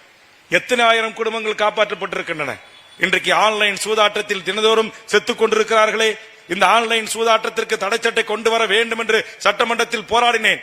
திராவிட முன்னேற்ற கழகத்தின் தலைவர், தமிழ்நாடு முதலமைச்சர் அவர்கள் கொண்டு வந்தார்கள். ஆனால் பாவம், கார்ப்பரேட் பெரு நிறுவனங்களுக்கு எங்கள் சட்டமன்றம் அதற்கு உரிமை இல்லை என்று சென்னை உயர்நீதிமன்றம் தடை விதித்தது. இன்றைக்கு தினந்தோறும் ஆன்லைனிலே அப்பாவி என் விவசாய குடிகள் இருந்து கணினித்துறையில் பணி செய்யும் வரை எல்லா தரப்பினரும் அந்த கணினி சூதாட்டத்தில் ஈடுபடுகின்றவர்கள் தற்கொலை செய்து கொள்கிறார்கள். காரணம், உயர்நீதிமன்றத்தினுடைய நீதியரசர்களே இன்றைக்கு அந்த மத்திய அரசின் சட்டம் என்கிற தொழில்நுட்ப பிரிவு சட்டத்தை கூறி இன்றைக்கு அதற்கு தடை விதிக்க மறுத்து இன்றைக்கு அந்த சட்டம் தமிழ்நாட்டில் தினந்தோறும் என் இந்திய நாட்டின் குடிமக்களின் உயிர்கள் இந்திய முழுக்க பலியாகி கொண்டிருக்கிறது.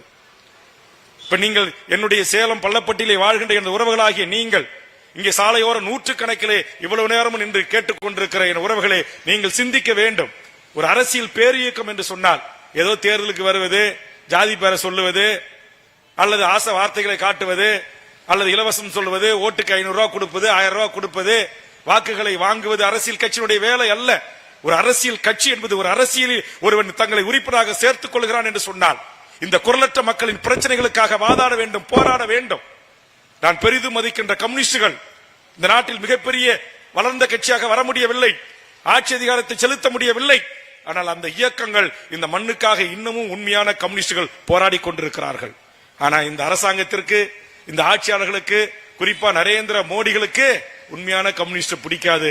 அதனாலதான் இன்றைக்கு உங்களுக்கு தெரியும், மாவோயிஸ்டுகளுடைய தலைவர் அநியாயமாக அக்கிரமமாக இன்றைக்கு படுகொலை செய்யப்பட்டிருக்கிறார். 27 பழங்குடி மக்கள் எல்லாரும் சொல்றாங்க அவங்க மாவோயிஸ்ட் தீவிரவாதிகள், அதனால இந்திய துணை ராணுவம் காவல்துறையும் வேட்டையாடிச்சுன்னு. அது இல்லங்க. இந்த சத்தீஸ்கர் மாநிலத்தில், ஜார்க்கண்ட் மாநிலத்தில், வடகிழக்கு மாநிலங்கள்ல கனிமங்கள் கொட்டி கிடக்குது. 30 லட்சம் கோடி. எவ்வளவுங்க? 1 லட்சம் கோடின்றது 100,000 கோடி. அப்ப 30 லட்சம் கோடி கனிமங்களை அம்பானிக்கும், அதானிக்கும், டாடாவுக்கும், மித்தலுக்கும் இன்றைக்கு கார்ப்பரேட் அரசுகளாக இருக்கிற நரேந்திர மோடி அரசு அந்த மலைப்பகுதியை முழுவதுமாகவே சுரங்க பணிகளுக்காக வித்துவிட்டான். அதை எதிர்த்து அந்த குரலற்ற மக்களாகிய அந்த மண்ணின் பூர்வீகுடி மக்களாக அந்த காட்டையும் மலையும் நம்பி வாழ்கின்ற அந்த மலைவாழ்வு ஷெட்யூல் ட்ரைப் என்று சொல்லக்கூடிய அந்த எஸ்டி மக்கள் அங்கு நின்று போராடி கொண்டிருக்கிறார்கள். அந்த போராட்டத்திற்கு வலு சேர்க்கிற குழுக்களாக இளைஞர்கள் முன்வந்தார்கள். அவர்களை பாதுகாப்பு அரணாக இருந்தார்கள், பாதுகாப்பு கவசமாக இருந்தார்கள். அந்த பாதுகாப்பு அரணாக, பாதுகாப்பு கவசமாக இருந்த அவர்களைத்தான் மாவோயிஸ்டுகள் என்று இன்றைக்கு பழி சுமத்தி 27 பேர்களை இன்றைக்கு சுட்டு படுகொலை செய்திருக்கிறார்கள். ஆனால் தமிழ்நாட்டிலும் எங்களுக்கு ஒரு மாவோயிஸ்ட் எங்கள் மண்ணில் இருக்கிறார். எங்கள் தலைமை நிலைய செயலாளருடைய தாய்மாமன் வீரமணி இருக்கிறார். அவர் ஆயுத போராட்டத்தை நடத்தவில்லை. அவரும் இங்கு இருக்கிற டங்ஸ்டன் தொழிற்சாலை எதிர்த்து போராடுகிறார். பரந்தூர் விமான நிலையத்தை தாரை வார்க்க மாட்டோம் என்று சொல்லுகிறார். அதானி அம்பானிக்கு நாங்கள் துறைமுகத்தை தாரை வார்க்க மாட்டோம் என்று சொல்லுகிறார். அப்படித்தான் எங்கள் ஈழ மண்ணில் எம் தமிழீழ தேசிய தலைவன் உலகத்தின் எந்த விடுதலை போராட்ட தலைவனோடும் ஒப்பிட்ட பார்க்க முடியாத மாபெரும் தலைவன் மேதகு வேலுப்பிள்ளை பிரபாகரன் என்கிற அந்த தலைவன் அந்த மண்ணில் போராடினான். காணியை பறிச்சான், வீட்டை பறிச்சான், இந்து கோயிலை இடிச்சான், தமிழ் முஸ்லிமுடைய பள்ளிவாசல் இடிச்சான், நல்லூர் கோயிலை இடிச்சான், யாழ்ப்பாண நூலகத்தை எரிச்சான். எல்லா அடாவடி அட்டூழியங்களையும் அந்த மண்ணின் பூர்வீகுடி மக்கள் மீது செலுத்தினான். அரச பயங்கரவாதம் தலைவிரித்து ஆடியது. அப்படி தலைவிரித்து ஆடிய போது அந்த அரச பயங்கரவாதத்தை பெண்களை பாலியல் வல்லுறவுக்கு உள்ளாக்கினான். தாயின் முன் மகளை கற்பழித்தான், மகன் முன் தன்னுடைய அக்காவை கற்பழித்தான். ஆக தான் பெற்று பலத்து ஆளாக்கிய மகளை தாய் தந்தையர் முன் சிங்கள காடையர்கள் படுகொலைக்கு உள்ளாக்கினார்கள்.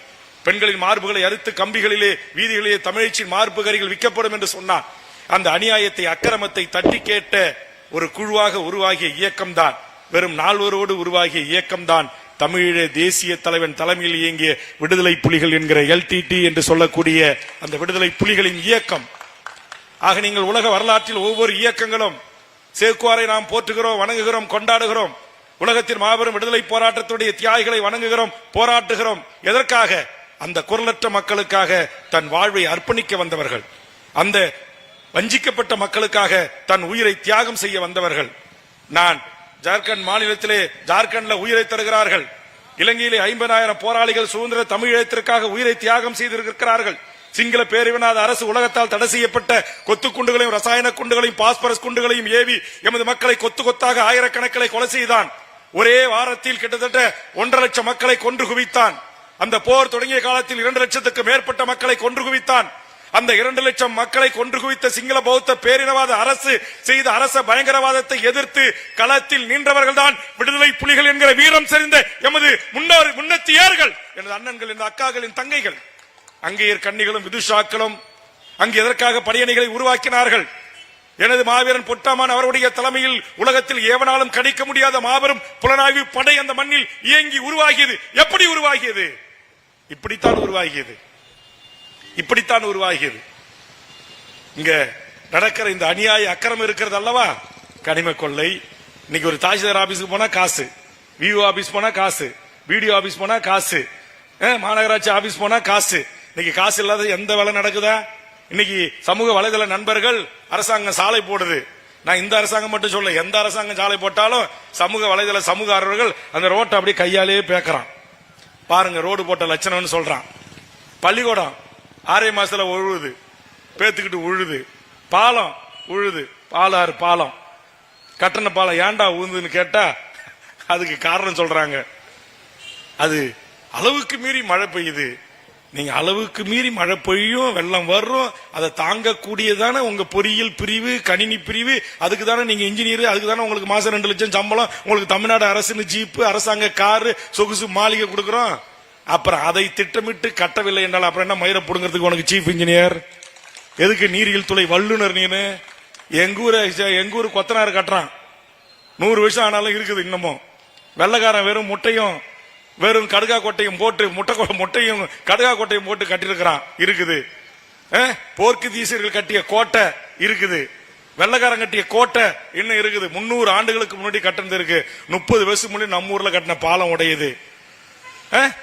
இப்படி அரச பயங்கரவாதம் எங்கெல்லாம் தலைவிரித்து ஆடுகிறதோ, மக்களுடைய வரிப்பணம் எங்கெல்லாம் திட்டங்களின் பெயரில் சுரண்டப்படுகிறதோ, எங்கள் கனிம கொள்ளை ஈடுபடுகிறதோ, எங்கள் கனிம வளம், காடு வளம், இயற்கை வளம் சுரண்டப்படுகிறதோ, அந்த சுரண்டலுக்கு எதிராக தன் உயிரையும் பொருட்படுத்தாமல் வீதிக்கு வந்து போராடுகிற போராளிகள் தான் இந்த மக்கள் போராளிகள் என்று சொல்லக்கூடிய மாவீரர்களாக இந்த மண்ணில் வாழ்கின்றார்கள். அவர்களை இன்றைக்கு அரச பயங்கரவாதம் திட்டமிட்டு நக்சல் பாரிகள் என்று சொல்லுகிறது, தீவிரவாதிகள் என்று சொல்லுகிறது. இன்னைக்கு பாத்தீங்கன்னா இந்த இயற்கை வளங்களை பாதுகாப்பதற்காக புதுக்கோட்டையில் எங்கள் நியாசனுடைய உறவினர் இன்னைக்கு அநியாயமாக லாரி ஏற்றி கொல்லப்பட்டிருக்கிறார். எதுக்காக? அங்க இருக்கிற மண்ணை திறன்னா, கிரனேட்டை திறன்னா, மலைகளை வெடிகுண்டு வச்சு லாரியா கடத்தி கேரளாவுக்கு ஆந்திராவுக்கு வித்தான். இது விக்கிறீங்களே, இது நியாயமானு போய் நேரடியா ஒரு லைவ் போட்டான். காவல்துறை ஆய்வாளரை போய் மனு கொடுத்தான், டிஎஸ்பி கிட்ட கொடுத்தான், தாசில்தார் கிட்ட கொடுத்தான், ஆர்டிஓ கிட்ட கொடுத்தான், டிஆர்ஓ கிட்ட கொடுத்தாரு, கலெக்டர் கொடுத்தாரு. யாருகிட்ட கொடுத்து எந்த நடவடிக்கையும் இல்ல. அத்தனை மனுவும் திரும்பவும் எதிரி கைகளுக்கே போய் எங்கள் மீதே புகார் செய்கிறாய் என்று மிரட்டினார்கள். பணம் தருகிறோம், ஒதுங்கிக்கொள் என்று சொன்னார்கள். எனக்கு பணம் உதவி அல்ல, என் நாட்டின் கனிம வளத்தை கொள்ளையடிப்பதை தடுப்பதுதான் என் நோக்கம் என்று சொன்ன அந்த அப்பழுக்கற்ற சமூக ஆர்வலர் ஜாகிர் ஹுசேன் என்று சொல்லக்கூடியவர்களை அந்த கனிம லாரியே, அதுல பாருங்க, அந்த லாரிக்கான ஸ்டேட்மெண்ட் கொடுக்கறான். காவல்துறை பிடிச்சி கைது செய்யும் போது அவரை மேலையும் கீழையும் தலையிலையும் மூளையிலையும் உடல்லையும் ஏத்தி இறக்கணானா அந்த லாரிய. ஏண்டான்னா போச்சுக்கிட்டாருன்னா சாட்சி சொல்லிடுவாரு, தனக்கு ஆயுள் தண்டனை தூக்கு தண்டனை கிடைச்சிரும் சொல்லி சாகின்ற வரையில், அவர் மூளை சிதறி சாகின்ற வரையில் அந்த டாரஸ் லாரியை ஏற்றி இறக்கி கொலை செய்கிறான் என்று சொன்னால், இந்த கொலகார பாவிகளை எல்லாம் தண்டனை கொடுப்பதற்கு ஒரு மக்கள் இயக்கம் இந்த மண்ணில் வேண்டும் என்று விரும்புகிற கட்சி தமிழக வாழ்வுரிமை கட்சி. ஏன்னா இந்த நாட்டுடைய சட்டம், இந்த நாட்டுடைய காவல்துறை, இந்த நாட்டுடைய நீதித்துறை எப்படி எங்குதுன்னு எங்களுக்கு தெரியும். நான் சொன்னல, காசாக்குறான்ட்டுக்காக ஒரு மியாட்டுன்ற ஒரு மருத்துவமனையில நூற்றுக்கணக்கான பேஷண்ட் நோயாளிகள் கொரோனா காலத்தில் இருந்தாங்க. மழை வெள்ளம் வந்துச்சு, செத்து போனாங்க. இன்னை வரைக்கும் எத்தனை பேர் செத்தாங்கன்னு வெள்ள அறிக்கை கிடையாது. நடுக்கும் ஆத்துல கட்டி வச்சிருக்கிறான். ஆனா என் மண்ணின் மக்கள் சாலையோரம் கொஞ்சம் 1 அடி 1/2 அடி இருந்தா, இன்னைக்கு உயர்நீதிமன்ற அரசர்கள் உத்தரவு போடுறீங்களே, இதெல்லாம் நீர்நிலைகள் இடிங்கன்னு. மதுரை உயர்நீதிமன்றம் நீர்நிலை தான் கட்டப்பட்டிருக்கு, வள்ளூர் கோட்டை நீர்நிலை தான் கட்டப்பட்டிருக்கு. சென்னையில் இருக்கிற பல மணிமண்டபங்கள் நீர்நிலை தான் கட்டப்பட்டிருக்கு. பல சாதி தலைவர்களுடைய இடம் ஓட புறம்போக்கு, ஆத்து புறம்போக்கு நீர்நிலைகள் தான் கட்டப்பட்டிருக்கு. இடிப்பீங்களா? இடிக்க மாட்டீங்க. ஆக இந்த ஏழை மக்கள் மீது கை வைத்தால் நாங்கள் போராட்ட களத்திற்கு வருவோம் என்று சொல்வது, அந்த மக்களின் வாழ்வுரிமையை பாதுகாப்பதற்கு போராடுவதுதான் தமிழக வாழ்வுரிமை கட்சி என்பதை எனது அருமை உறவுகளை புரிந்து கொள்ள வேண்டும். நான் சொன்னேன்ல, என் கட்சிக்கு வந்தீங்கன்னா என்ன தருவீங்கன்னா, இதுக்காக எல்லாம் போராடி சிறைக்கு போனீங்கன்னா, போயிட்டு வந்தீங்கன்னா வேணும்னா வேல்முருகன் ஆகிய நான் இந்த பிரச்சனைக்காக மக்களுக்காக போராடி சிறைசென்றீங்க. ஊர்த்தாலி அறுத்து போவல, அரசாங்க நிலத்தை பிளாட்டு போட்டு வித்து போவல, லஞ்சம் வாங்கி போவல. இன்னைக்கு பல மந்திரிமார்கள் குடும்பத்தோட நீதிமன்றத்துக்கு ஏறி இறங்குறான சொத்து குவிப்பு வழக்குல. இவன் நேத்தி வரைக்கும் அன்றாடம் காட்சியா இருப்பான், ஒரு வட்டமா இருப்பான், அப்புறம் ஒரு மாமன்ற உறுப்பினர் ஆகுவான், அப்புறம் அவரு உள்ளூராட்சி சேர்மனா வருவாரு, அப்புறம் நகரமன்ற சேர்மனா இருப்பாரு, அப்புறம் இல்லைன்னா எம்எல்ஏ ஆயிடுவாரு. அவர் அப்புறம் மறுநாள் மாண்புமிகு மந்திரி ஆயிடுவாரு. மந்திரி ஆகி 5 வருஷம் இறங்கும் போது பார்த்தனா 500 ரூபாய்க்கு வழி இல்லாதவர் 5000 கோடிக்கு அதிபதியா இருப்பாரு. வேல்முருகன் ஒரு படை உருவாக்குகிறான். அதுல பிரம்மமூர்த்தி மேரிக்கெல்லாம் நான் பொறுப்பு தரத்துக்குலாம் யோசனை பண்ணணும். பாஸ்கருக்கெல்லாம் நீ பொறுப்பு கொடுக்கறதுக்கு யோசனை பண்ணணும். சேலத்துல ஒரு நல்ல படை எனக்கு கிடைச்சிருக்கு. அந்த படையும் இந்த கட்சிகள் மாரி மட்டம், மாவட்டம், ஒன்றியம், நகரன்னு பொறுப்பு கேட்காம இப்படி அடிக்கிறான் பாரு கொல்ல. அவன் எவனா வேணுமாலும் இருக்கட்டும், எந்த மந்திரியா வேணுமாலும் இருக்கட்டும், எவ்வளவு அதிகாரம் படைச்சவனா இருக்கட்டும், அதை எடுத்து திரும்ப மக்களிடம் கொடுப்பதற்கான ஒரு படையை விரைவில் தமிழக வாழ்வுரிமை கட்சி உருவாக்கணும்னு நான் விரும்புறேன். ஏன்னா நீதிமன்றத்துக்கு போன இவன் 5000 கோடி வச்சிருக்கான். வழக்கு எவ்வளவு தெரியுமா? 75 லட்சம் அளவுக்கு மீறி சொத்து சேர்த்த வழக்கு. 1 கோடிக்கு நான் கேட்கிறேன், 1 கோடியா? இன்னைக்கு ஒருத்தன் செய்தி பாக்குறோம், ஒருத்தன் வீடே 500 கோடி ரூபாய் கட்டுறானா. எங்க இருந்து வந்துச்சு? ஆமா 500 கோடி நேத்தி வரைக்கும் ட்ரௌசர் போட்ட பசங்களுக்கு. அப்ப இதை கேட்கறது யாரு? சட்டமன்றமாக இருந்தாலும் மக்கள் மன்றமாக இருந்தாலும் தவறுகள் எந்த கொம்மன் செய்தாலும் அதை தட்டி கேட்பதுதான் என் தமிழக தேசிய தலைவருடைய பாணி, என் தலைவன் தமிழரசனுடைய பாணி, மாவோயிஸ்டுடைய பாணி. நாங்க ஒரு ஓட்டு அரசியல் கட்சியை பதிவு செஞ்சிருக்கோம். தேர்தல் அரசியல் கட்சியா நாங்க இயங்குறோம். வாய்ப்பு கிடைக்கின்ற போது எங்களுக்குரிய மரியாதையும் மாண்போடு நடத்தப்படுகின்ற போது நாங்கள் கூட்டணி வைப்போம். அந்த கூட்டணியின் போது கிடைக்கின்ற அந்த பதவியை பயன்படுத்தி நான் சொன்ன தடலாற்று சட்டம் கொண்டு வருவேன். இன்னி வரைக்கும் நான் எம்எல்ஏ, நான் கடந்த முறை 5 ஆண்டு 10 ஆண்டு எதிர்கட்சியா இருந்தேன். இன்றைய வரையில் என் பண்ருட்டி பாலாற்றில் இந்த மணல் மாபியாக்கள் இறங்கி 10 அடி 15 அடி 25 அடி ராட்சத இயந்திரங்களை வைத்து மணலை வெட்ட விடாமல் தடுத்து நிறுத்தியிருக்கிறான் வேல்முருகன். அதுக்குதான் எனக்கு கொலை மிரட்டல். அதுக்குதான் இங்கு 2 ஆயுதம் தாங்கிய PSO எனக்கு இருக்கிறார்கள். 30 ஆண்டுகளமா எனக்கு ஆயுதம் தாங்கிய போலீஸ். எதுக்காக? லாட்டரி தடை சட்டம் கொண்டு வந்ததற்காக, மணல் மாபியாக்களை தடுத்து நிறுத்தி திருப்பி அனுப்பியதற்காக கொலை மிரட்டல். ஜாகிர் ஹுசேனை ஏத்தி கொண்டான். என்ன ஏத்தி கொள்றான்னா ஏத்தி கொள்ளலாம். இன்னைக்கு பாவம் ஒரு புடின்றாங்க, ஒரு சிட்டிக்கு கஞ்சா கொடுத்தா போதும் கொலை பண்ணிடுவான், ஒரு மாத்திரை கொடுத்தா கொலை பண்ணிடுவான், ஒரு 1000 ரூபாய் கொடுத்தாலும் சென்னையில கொலை பண்றான். ஏன்னா துண்டு கணேஷ் பிடிக்கு கொலை செஞ்சிருக்கிறான். அவன் வேல்முருகனும் பார்க்க மாட்டான். அவன் கத்தி வேல்முருகனையும் குத்தம், சாதாரண மக்களையும் குத்தம், எல்லாரையும் குத்தம். இன்னைக்கு அந்த மனநிலை இருக்குது. இன்னைக்கு தமிழக சட்டமன்றத்தில் நம்முடைய மாணவர் செல்வங்கள் சின்ன வயசுல கஞ்சா அடிக்கிறான், தண்ணி அடிக்கிறான், கெட்டு போறான், வீணா போறான். நீதி போதனை கதைகள் இல்ல. பெற்றோர்களை மதிக்க மாட்டேன்றான், தாய்மார்களை மதிக்க மாட்டேன்றான், அம்மாவை மதிக்க மாட்டேன்றான், அப்பாவை மதிக்க மாட்டேன்றான், தாத்தா பாட்டியை மதிக்க மாட்டேன்றான். அவங்க யார்களை பீடி குடிக்கிறான், சிகரெட் அடிக்கிறான், தண்ணி அடிக்கிறான், சைடிஷ் கேட்கறான் அம்மா கிட்ட, பொண்டாட்டி கிட்ட, தரலன்னா பொண்டாட்டி அடிக்கிறான், சாராயம் குடிக்க காசு கொடுக்கல அம்மாவை கழுத்துக்கு போட்டு கொல்றான். நேத்திக்கு பாருங்க, சொந்த அப்பனை வெட்டுறான், சொந்த தங்கச்சியை காலை வெட்டுறான், கையில வச்சுக்கிட்டு கஞ்சா அடிச்சுட்டு இவனும் துடிக்கிறான். எவ்வளவு பெரிய அநியாயம் நடக்குது. சென்னையில பாரிஸ் கேரன்ல இருக்கிற ஒரு புகழ்பெற்ற ஒரு ஆங்கில இந்தியன் கான்வென்ட் டீச்சரை கத்தியால குத்தி வகுப்பறையிலே கொல்றான். கேட்க முடியல. ஆக இதையெல்லாம் மட்டுப்படுத்த, இதையெல்லாம் கட்டுப்படுத்த தமிழக வாழ்வுரிமை கட்சி கிடைத்த எம்எல்ஏ பதவியை பயன்படுத்தி சட்டமன்றத்தில் பேசின மாண்புமிகு கல்வி அமைச்சருக்கு ஆலோசனை சொல்லியிருக்கேன். நீதி போதனை வகுப்புகளை கொண்டு வாங்க, பசங்களை முறைப்படுத்துங்க, அவங்களுக்கு நம்ம நல்ல எஜுகேஷனை கொடுங்க, வெறும் மனப்பாட கல்வி மட்டும் கொடுக்காதீங்க. நான் ஒரு ஆலோசனை சொல்லியிருக்கேன். கஞ்சா அபின் விற்கிற காவல்துறை ஆய்வாளர்களை, அங்க இருக்கிற வருவாய்த்துறை மக்கள் பிரிவு கொண்ட குழு போடுங்க. மீறி அங்க கஞ்சா விற்குது, அபின் விற்குது, கொலை நடக்குன்னு அந்த ஆய்வாளர் மீது அவரை கொலை வழக்கில் பிடிச்சி உள்ள போடுங்கன்ற. அவருக்கு சம்பளம் தமிழ்நாடு சட்டமன்றத்தில் காவலர்களுக்கு எவ்வளவு சம்பளம் கொடுக்க சொல்றேன்? இப்ப வாங்குற சம்பளத்தை விட 5 மடங்கு சம்பளம் கொடுங்க. அவங்களுக்கு நல்ல பாதுகாப்பான வீடு கொடுங்க, அவங்களுக்கு வண்டி வாகனம் கொடுங்க, அவங்க பிள்ளைகளை அரசு செலவுல படிக்க வைங்க, எல்லாவற்றையும் செய்யுங்க.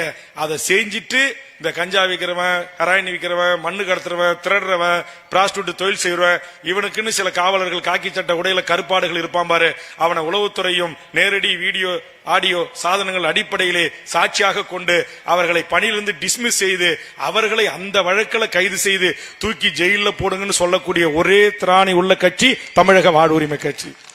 நாங்க எந்த காவல்துறை இன்ஸ்பெக்டரோட, ஏசியோட, டிஎஸ்பியோட சேர்ந்துக்கிட்டு நாங்க எங்கேயும் மண்ணு திரளல, எங்கேயும் ஊர் சொத்தை அட்டையை போடல. உண்மையான காசு கொடுத்து வாங்கிய பிரம்மமூர்த்தி சொத்தையே அளக்க விட மாட்டேன்றான் நம்மால். இன்னைக்கு காவல்துறை அதிகாரி பூரா கட்ட பஞ்சாயத்து பேச ஆரம்பிச்சிட்டான். உண்மையா காசு கொடுத்து எங்க ராஜ்குமாரோ மோகன்ராஜோ இல்ல யுவராஜோ என் கட்சிக்காரங்க நேர்மையான முறையில சம்பாதிங்க நான் சொல்றேன். அண்ணா எங்கன்னா நேர்மையான முறையில் இருக்கு, ஒரே ஒரு தொழில் தானே சேலத்துல ரியல் எஸ்டேட், அது நாங்க போய் பண்ண போனா நேர்மையா கூட எங்களை பண்ண விட மாட்டேன்றான். நான் காசு கொடுத்து நிலத்தை வாங்கிட்டு அளக்க போனா அங்க எவனாச்சும் வந்து ஒரு 80 வயசு கேள்வியா, அந்த 80 வயசு கேள்விய அந்த காவல்துறை அதிகாரி அப்படி புகார் வாங்கினவன் அந்த ஆய்வாளரை சேலத்துல நான் கேட்கறேன், 80 வயசு கேள்வியை எவனாச்சும் ரேப் பண்ண முடியுமா ஐயா? 80 வயசு கேள்வியை மாராப்பு துணியை பிடிச்சி இருக்க முடியுமா? அது வீடியோவில் பேசும்போது மாராப்பு துணியே இல்ல, அது எப்படியாப்பட்ட கேள்வியா இருக்கும் பாரு. நம்ம மனோகரமாட்ட பாடம் கத்துக்கிட்ட கேள்வியா இருக்கும் போல இருக்கு. எஸ்பி ஆபீஸ்க்கு போன ஆன் பண்ணிட்டு ஐயோ என்ன பிடிக்கிறாங்க, ஐயோ என் துணியை அவுக்குறாங்க, ஐயோ என்ன காப்பாத்துங்க, நேரா எஸ்பி ஆபீஸ்க்கு 100க்கு இதை சொல்லி அனுப்பணும்னு ஒரு காவல்துறை ஆய்வாளர் தான். அவரு எந்த ரியல் எஸ்டேட்டுக்காரனுக்கு இல்ல எந்த கட்சிக்காரருடைய தூண்டுதலோட பேசினாருன்ட்டு நான் என்னுடைய இன்டெலிஜென்ஸ் இருக்குல்ல, புலிகளின் இயக்கம் தான் மௌனிக்கப்பட்டிருக்கிறது, விடுதலை புலிகளின் போராட்டம் தான் ஆயுதம் தான் மௌனிக்கப்பட்டிருக்கிறது. உலகம் முழுவதும் அவருடைய தொழில்நுட்பம் இயங்குகிறது, உலகம் முழுவதும் அவருடைய தொழில்நுட்பம் சார்ந்த அறிவு இயங்குகிறது. அப்படி இயங்குகிற தொழில்நுட்பம் சார்ந்த அந்த அறிவு பிரிவுக்கு வேல்முருகனும் இன்றைக்கு துணை நின்று கொண்டிருக்கிறார். உங்க உளவுத்துறை பதிவு பண்ண வேண்டாம், என்னுடைய புலனாய்வு பிரிவு, என் தமிழீழ தேசிய தலைவர் மேதகு வேலுப்பிள்ளை பிரபாகரன் இன்றைக்கு உருவாக்கிய விடுதலை புலிகளுடைய புலனாய்வு பிரிவு, உளவு பிரிவு உலகத்துடைய அத்தனை தலைவருடைய உரையாடலும் பதிவு செய்து வேல்முருகன் கேட்டால் ஒரு நிமிடத்தில் என் உலக தமிழர்கள் என் கைகளில் தருவதற்கு தயாராக இருக்கிறான். அப்படித்தான் இங்க கொட்டம் படிக்கிற இங்க ரியல் எஸ்டேட் செய்கிற காவல்துறை அதிகாரிகள் எந்த கட்ட பஞ்சாயத்து கும்பலோடு பேசினான், எந்த கட்சிக்காரோடு பேசினான், யாருடைய தூண்டுதலோடு என் கட்சிக்காரர்களை அடக்கி ஒடுக்க நினைக்கிறான் என்பதென்ற கால் ஹிஸ்டரி, ஒரு இன்கமிங் கால் மெசேஜ் எல்லா பிரிண்ட் அவுட் என் கையில் இருக்குது. அதனாலதான் இந்த ஆதாரத்தின் அடிப்படையில் தூண்டுதலின் பேரில் நடந்த இந்த தவறு. அதனால் இந்த விடயத்திலே இங்க இருக்கிற சேலம் மாவட்டத்துடைய காவல்துறை ஆணையரோ இந்த பிரச்சனையில் தலையிடக்கூடாது என்று எங்களுடைய பிரம்மமூர்த்தி கொடுத்த ஆவணத்தின் அடிப்படையிலே இன்றைக்கு சென்னை உயர்நீதிமன்றம் தடை விதித்திருக்கிறது. ஏன் தடை விதிக்கணும்? சென்னை உயர்நீதிமன்ற நீதிபதிகளுக்கு நாங்கள் எடுத்து வைத்த வாதத்தில் உண்மை இருக்கிறது. நான் கேட்கிறேன், அவரு பிஜேபி கூட்டணியில் இருக்கிற ஒரு கட்சியில மாநில துணைத் தலைவராக இருந்தாரு, அவரு அவங்க அண்ணன் தம்பி குடும்பம் தொடர்ந்து அந்த தொழிலை செய்யறாங்க. அப்பெல்லாம் உங்களுக்கு அவரை தொந்தரவு பண்ணணும் தோணல. ஆனா இப்ப ஒரு கட்சியில பேரம் பேசினாங்க அவர்கிட்ட, எங்க கட்சிக்கு வந்துருங்கன்னு எல்லாம் பேசி இணைப்பு ரெடி பண்ணி மண்டபத்தை கூட புக் பண்ணிட்டாங்க. அவரை போய் நம்ம மோகனு நம்ம செல்வம் எல்லாம் நீ அங்க இருந்தா சரிப்பட்டு வராது, எங்க அண்ணன் கூட வந்துருன்னு கூப்பிட்டு வந்துட்டாங்க. அவங்க கூப்பிட்டாங்களா, இவரு போவலையா, அதுக்காக இவங்க பொய் வழக்கு போடுவானுங்களா. வாடா மாப்பிள்ள, தயாரா இருக்கிறேன் நான் சந்திக்கிறதுக்கு, நீ போடு. எத்தனை பேர் சட்டையை கேட்டிருக்கிறேன், ஏற்கனவே கூட்டத்திலே சொல்லியிருக்கிறேன்.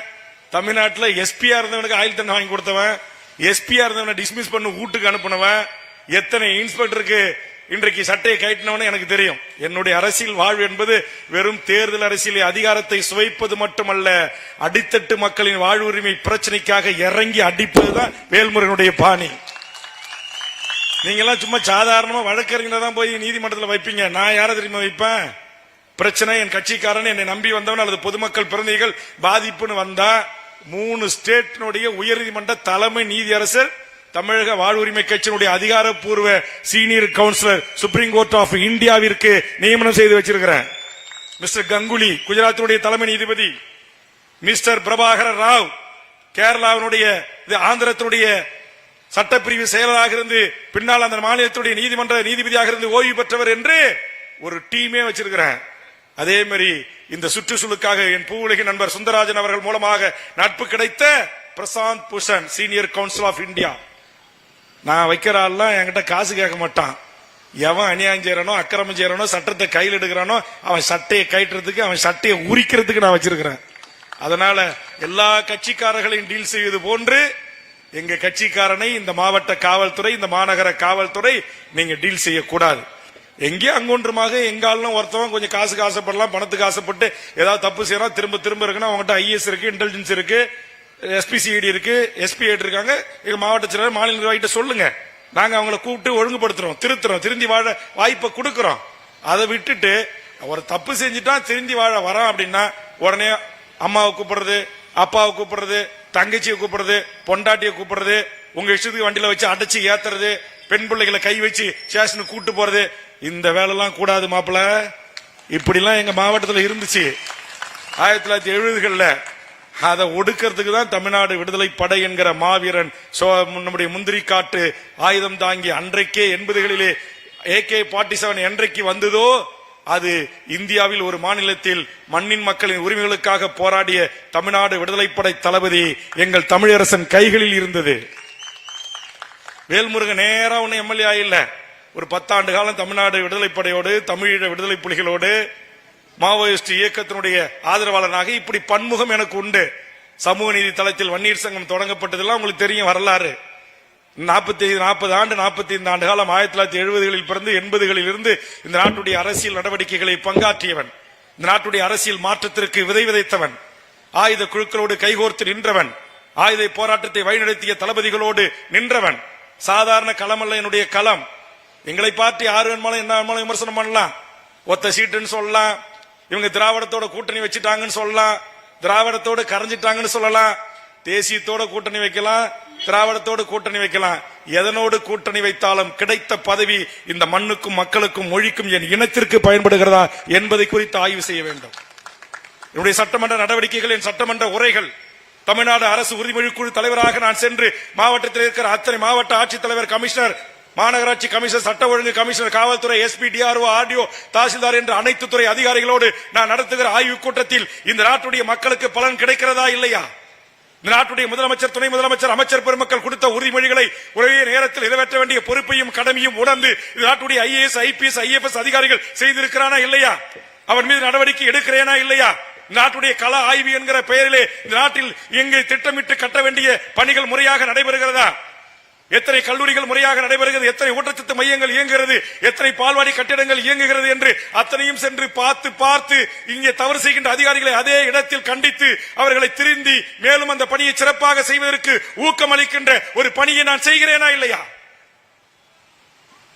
பரந்தூர் விமான நிலையத்தை எதிர்க்காமல் சட்டமன்றத்திலே கைதட்டி பாராட்டி வரவேற்று விட்டனா, அதானி துறைமுகத்தை இருகரம் கூப்பி வரவேற்றனா, NLC நிலம் எடுக்கிற மக்கள் பாதிக்கப்படுகின்ற துன்ப துயரங்களை தாங்கி நின்று பல்லாயிரக்கணக்கான மக்களை, பல லட்சக்கணக்கான மக்களை திரட்டி தேசிய பாதுகாப்பு சட்டத்தை ஒரு முறைக்கு பல முறை சந்தித்த ஒரே அரசியல் கட்சி தலைவன் வேல்முருகனா இல்லையா. சும்மா பேஸ்புக் இருக்கு, ஆளுக்கு ஒரு யூடியூப் இருக்குன்னா உட்காந்துக்கிட்டு என்ன பேசிங்களா. ஓட்டரசியலுக்கு வந்தா பழைய எங்கள் போர்க்குணமும் எங்கள் தியாக வாழ்வும் தியாக வாழ்க்கையும் மறந்து போகுமா. முந்திரி காட்டுல தலைகிழ கட்டி கிடப்பீங்க, ஞாபகம் வச்சுங்க. அதையெல்லாம் செஞ்சுட்டு தான் வெள்ளை சட்டை போட்டுக்கிட்டு கருப்பு பேண்ட் போட்டுக்கிட்டு வெள்ளையும் ஜலையுமா அரசியல்வாதியா திகழ்றதுக்காக இங்க இருக்கிற இந்த நெருப்பு, இங்க இருக்கிற இந்த வீரம் ஒரு காலத்திலும் மழுங்காது. நாங்கள் பிரபாகரனின் பிள்ளைகள், தமிழரசனின் தம்பிகள். அதனால் சொல்லுகிறோம், காவல்துறை அதிகாரியே எங்க நீதிமன்றத்தில் தண்டனை கொடுக்கிறோம். புத்தூர் காவல் நிலையத்தில் எங்கள் பெண்ணை கை வைத்தவன் கையும் இல்லை உயிரும் இல்லை. முத்தாண்டிக்குப்பத்தில் வசந்தாவை கற்பழித்த காவல்துறை அதிகாரி உயிரா இல்லை. குள்ளஞ்சாவடி காவல் நிலையத்தில் என் உறவினர் செல்வத்தையும் விருப்பலிங்கத்தையும் சட்டத்திற்கு புறம்பாக என்கவுண்டர் செய்தவன் தில்லை கோவிந்தன், சுட்டவன் உயிரோடு இல்லை. காவல்துறை வெடிகுண்டு வைத்து தகர்க்கப்பட்டது. எல்லா வழக்குகளையும் சந்தித்துத்தான் பள்ளப்பட்டியில் வேல்முருகன் நின்று கொண்டிருக்கிறான். நான் சொகுசு அரசியல்வாதி இல்ல. இன்னைக்கு யாரோ சினிமாவில் நடிச்சிட்டு 2 படத்துல சூப்பர் ஸ்டார் ஆன உடனே இன்றைக்கு நான் தான் தமிழ்நாட்டுக்கு முதலமைச்சர், 2 கிராம் பரிசு கொடுத்த உடனே நம்ம முட்டா பையன். நான் நடிகனை குறை சொல்ல மாட்டேன். 1 வயசு பொண்ணை கூட்டு போறான், நாளைக்கு ஒரு 3 மாசம் கழிச்சு +2 முடிச்சு டிகிரி முடிச்சு போய் கல்லூரி பெண்களை கூட்டு போறான். அறிவு வேணாம் தமிழனுக்கு. அவன் பெத்து வளர்த்து ஒரு ஆளாக்கிய பெண்ணு, நாளைக்கு மாற்றான் மனைவியாக வாழ வேண்டிய ஒரு பெண்ணு, அப்பா இறகல ஆத்தா இறகல ஆயிரக்கணக்கான ஊடக பத்திரிகை இறகல ஒரு சினிமா கூத்தாடி பையனை கட்டி பிடிச்சி லிப்ஸ்கிப் கொடுக்கறத அனுமதிக்கிற, இது கூட்டி கொடுக்கிற தொழில் செய்யலாம் இல்ல? எந்த நடிகனுக்கு செய்யறது? இது என்ன ஈன பிறவி? தமிழுடைய பிறவியா இது? அப்படியே விஜய் அண்ணா, விஜய் நடிங்க, நடிச்சிருக்கார பாராட்டுங்க, அஜித்தை பாராட்டுங்க, ரஜினியை பாராட்டுங்க, சரத்தை பாராட்டுங்க, என் பச்சை தமிழ் நம்முடைய சத்யராஜை பாராட்டுங்க. அதை விட்டுட்டு எப்படி இதெல்லாம் பெற்றோர்கள் அனுமதிக்கிறீங்க? இதுவா தமிழ் சமூகம்? இதா தமிழருடைய பாரம்பரியம்? இதா வீரகுல பெண்கள் வாழ்ந்த மண் தமிழர் நிலம் என்கிறோம்? இதுவா இன்றைக்கு யாருடைய நாள்? இன்றைக்கு யாருடைய பிறந்த நாள்? தென்னாட்டு ஜான்சி ராண்டி அழைக்கப்பட்ட என் முன்னத்தியர் அஞ்சலை அம்மாள் பிறந்த நாள் இந்த நாள். இந்த நாளில் சொல்கிறேன், என் தமிழ் தாய்கள் பெற்றெடுத்த பிள்ளை செல்வங்களே, எந்த கூத்தாடி பயலுடைய வாசல்லையும் போய் நிக்காதீங்க. எந்த கூத்தாடி பையனுக்கு பிறந்த நாளா இருந்தா உங்களுக்கு என்ன? அவன் படம் 100 நாள் ஓடினா என்ன, ஓடா போட்ட என்ன? அவர் வந்து கதவை திறந்து காலைல 11 மணிக்கு தரிசனம் தருவானா? அவன் நைட்டு விடிய கூத்தடிச்சுட்டு கொம்மால் அடிச்சுட்டு சரக்கு அடிச்சுட்டு கவுந்தடிச்சு தூங்குவானா? அவர் வெளியில வந்து போயஸ் கார்டன்ல அவர் வெளியில வந்து தரிசனம் கொடுக்குற வரைக்கும் இவன் போய் நிப்பானா? ஐயோ தலைவா உன்னை பார்க்கணும்னு. ஏன்டா அவனுக்கு சோறு போட போறான்? அவனால அவனுக்கு உலக ஒதுக்க போகுது? அவன் பிள்ளைக்கு பீஸ் கட்ட போறான்? அவன் ரோடு போட்டு கொடுக்க போறான்? அவனுக்கு பள்ளிக்கூடம் கட்டி கொடுக்க போறான்? அவனுக்கு கலையறிவு கல்வி கொண்டு வந்தான்? ஒரு மாவட்டத்துக்கு ஒரு மெடிக்கல் காலேஜ் கொண்டு வந்தான்? ஒரு அண்ணா பல்கலைக்கழக மாவட்டத்துக்கு வேணும்? ஏழை எளிய தாழ்த்தப்பட்ட பிற்படுத்தப்பட்ட என் இஸ்லாமிய உறவுகளும் கிறிஸ்துவ உறவுகளும் என் தமிழ்ச்சாதி பிள்ளைகளும் படிக்க வேண்டும் என்று பேசினான்? உனக்காக NRC NPRCA சட்டத்தை எதிர்த்து தமிழ்நாட்டில் ஒரு இந்து சமூகத்தில் என்று சொல்லக்கூடிய வேல் முருகன் என்று தமிழ் கடவுளை பெயரை தாங்கிய ஒரே ஒருவன் தாண்டா இந்த நாட்டில் CA NRC NPRக்காக 40 வழக்குகளை சந்தித்து இந்த நாட்டில் இருக்கிற அத்தனை மாவட்டத்துடைய நீதிமன்றத்து வழக்குகளை சந்திச்சவன். நீங்க பாலாபிஷேகம் செய்கிற இந்த கூத்தாடிகள் இல்ல, நீங்கள் கட்டு விட்டு வைக்கிற இவன் இல்ல. ஒரு வயசு பொண்ணை இட்டும் போய் அப்புறம் இன்னொன்னு இந்த டிவி ஷோக்கள்ல எவ்வளவு பெரிய அநியாயம். முத்துலட்சுமி அக்காவுக்கு இங்க வருகின்ற என்னுடைய தங்கைகளுக்கு எல்லாம் உங்களுக்கு வேலை இருக்கு. உங்ககிட்ட விளக்குமாறும் தொடப்பம் இருக்குன்னா எடுத்துக்கிட்டு போங்க. ஆளை பார்த்து நேரங்காலம் வரும்போது சொல்றேன், பொது வெளியில சட்டையை பிடிச்சி சப்பு சப்புன்னு செருப்பாலே அரையணும். நிகழ்ச்சி நடத்துறவன நீ ரெடியா? நான் ரெடி. பாட்டுக்கு பாட்டு, கண்ட கசமாலம், சீரியலு, பல தொலைக்காட்சிகள்லாம் இருக்கு. கொஞ்சம் வளரட்டும். இப்பதான் தமிழ் தேசிய தம்பிகள்லாம் கொஞ்சம் இந்த அண்ணன் பக்கம் திரும்பி இருக்காங்க. திரும்பட்டும், வச்சுக்கிறேன் கச்சேரி. கண்ட கருமாந்திரம். இவன் பொண்டாட்டி அவன் இட்டு முட்டான், அவன் பொண்டாட்டி இவன் இட்டு முட்டான், அண்ணன் பொண்டாட்டி இவன் விட்டு முட்டான். இதாண்டா உங்களுக்கு சீரியல். இந்த இளவு, இந்த 8ஆம் தூக்கம் எங்கேயாச்சும் இன்னைக்கு உட்காந்து தமிழ் சமூகம் எந்த தொலைக்காட்சியில எந்த திரைப்படத்துல என் தாய்மொழி தமிழ் ஆங்கில கலப்பு இல்லாம கலப்படம் இல்லாம பேசப்படுதா? என்னைக்காச்சும் ஒரு பிறந்த நாள்ல பெத்து வளர்த்து ஆளாக்கி கொத்தனாரு சித்தாலு வேலை செஞ்சு உடல் உழைப்பு செய்து ரோட்ல வித்து பிரியாணி கடை போட்டு டீ கடை போட்டு சம்பாரிச்சு ஆளாக்கி உங்களை கொண்டு வந்து இந்த அளவுக்கு நிறுத்தினான அந்த தகப்பனுடைய காலில் விழுந்து ஒரு நாளாவது, ஒரே ஒரு நாளாவது என்ன நல்லாருன்னு வாழ்த்துங்க என் தாயே என் தந்தை என்று ஆசீர்வாதம் வாங்கியிருப்பியா? தாய் தந்தை ஆசீர்வாதம் வாங்கியிருப்பியா? உனக்கு என்ன இந்த சினிமாக்கார கூத்தாடிகள் எதுக்கு கட்ட விட்டு, எதுக்கு பாலாபிஷேகம்? என்ன அவன் புடிங்கிட்டான் உனக்கு? என்ன அவன் கீழ்ச்சி கத்தையை நட்டுட்டான்? இன்னைக்கு எனக்கு திராவிட இயக்கத்தின் மீது லஞ்சம் லாவணியம் குடும்ப அரசியல் மீது விமர்சனம் இருக்கலாம். இந்த நாட்டில் 2 திமுக அதிமுக போட்டி கொண்டு இந்த நாட்டிலே பல்வேறு லஞ்ச லாவணி நடவடிக்கையில் ஈடுபட்டதான குற்றச்சாட்டுகள் இருக்கலாம், விசாரணை ஆணையங்கள் இருக்கலாம். ஆனாலும் கூட இந்த சினிமாக்காரர்களை ஒப்பிடுகின்ற போது இந்த நாட்டில் இங்கே இருக்கிற இந்த சாலை, இந்த மேம்பாலங்கள், இந்த மெடிக்கல் கல்லூரி, இந்த அரசு கல்லூரி, இந்த இன்ஜினியரிங் கல்லூரி, இந்த அரசுடைய திட்டங்கள் இத்தனையும் கொண்டு வந்தது இங்க இருக்கிற தமிழ்நாட்டில் இருக்கிற அரசியல் கட்சிகள் திராவிட இயக்கங்களின் பங்கு இருக்கா இல்லையா? இவன் செய்யற இந்த அநியாய அக்கிரமத்தை தட்டி கேட்கணும். இவன் செய்யற ஈசிஆர்ல கூத்தடிக்கிறான். எல்லாம் இன்னைக்கு புதிய கலாச்சாரம் தமிழ்நாட்டில் உருவாயிருக்கேன். பள்ளப்பட்டி மக்களே, என்ன கலாச்சாரம் தெரியுமா? இவனுங்க எல்லாம் கும்பலா பணக்கார பசங்க ஈசிஆருக்கு போறானுங்களா? எல்லாரும் கார் செய்யின ஒரு பெரிய கூடையில போட்டு குளுக்குறானுங்களா? யாரு சாவி கிடைக்குதோ அவன் பொண்டாட்டி கூட போகலாமா? வரண்டா ஒரு நாளைக்கு தமிழர் படையோட வரண்டா, வரேன் ஈசிஆருக்கு வரேன், உள்ள நுழையிறேன், உங்க பங்களாவை கைப்பற்ற செருப்பாலே அடிக்க வைக்கிறேன். என் மகளிரை கூட்டு வந்து உங்களை செருப்பாலே அடிக்க வைக்கிறேன். இது கலாச்சாரமாடா? இது என் தமிழுடைய கலாச்சாரமாடா? குட்டாட்டம். சட்டமன்றத்தில் துணிஞ்சு கேட்டேன் கலைஞர் அவர்களே, நான் நீங்கள் நடத்துகிற கலைஞர் தொலைக்காட்சியை பார்த்தேன். அதுல மாநாட மைநாட என்று நிகழ்ச்சி நடத்துறீங்க. ஒரு முறைக்கு பல முறை பார்த்தேன், திரும்ப பார்த்தேன். அதுல எங்கேயும் ஒரு மானியங்கானா ஒரு மயிலிங்கானா அப்படின்னு சொல்லிட்டு ஒரு வார்த்தையை சொன்னேன். என் சகோதரி இருக்காங்க, நான் சொல்லக்கூடாது. நமிதா தான் ஆடிக்கிட்டு இருக்கிறான் அரையும் குறையுமா. கலைஞர் அப்படியே ஒரு மாதிரி ஸ்டன் ஆயிட்டார். உடனே அவருக்கு தான் தெரியுமா ஆளை போட்டு விடுவார்ல. உடனே எனக்கு ஜோடிக்கு பக்கத்துல துரைமுருகனை பார்த்தாரு. என் பங்காளி வீரபாண்டி சிங்கம் இல்லையா, அது ஒன்னும் சொல்லல, அது அமைதியா இருந்துச்சு. உடனே துரைமுருகன் இருக்கிறாருல, எப்ப பார்த்தாலும் ஜோக் அடிப்பாரு சட்டமன்றத்தில். உடனே எழுந்து, வேல்முருகா உனக்கு ஒரு செய்தி தெரியுமா? சொல்லுங்க. என்னங்க? தமிழ்நாட்டில் ரேட்டிங்ல நம்பர் 1 கலைஞர் டிவியில எந்த நிகழ்ச்சி தெரியுமா? மாநாட மயிலாட தான். எனக்கு கோவம் வந்து போச்சு. பெண்கள் கூட கோச்சிக்காதீங்க. துரைமுருகனை பார்த்து சொன்னேன், மாண்புமிகு மூத்த அமைச்சர் அவர்களே, நான் ஒரு முறைக்கு பலமுறை பார்த்தேன். நாட்டுடைய பண்பாட்டை, கலாச்சாரத்தை, நாகரிகத்தை சீரழித்து சின்னாப்பின்னமாக்கிற அந்த நிகழ்ச்சியில் மானும் ஆடவில்லை, மயிலும் ஆடவில்லை, நமிதாவின் மார்தான் ஆடிக்கொண்டிருக்கிறது என்று மூஞ்சில் அடிச்ச மாதிரி சொன்னேன். தலை குனிஞ்சிட்டார் துரைமுருகன். வரலாறு சட்டமன்ற பதிவில் இருக்கு. வேல்முருகன் பயப்படல.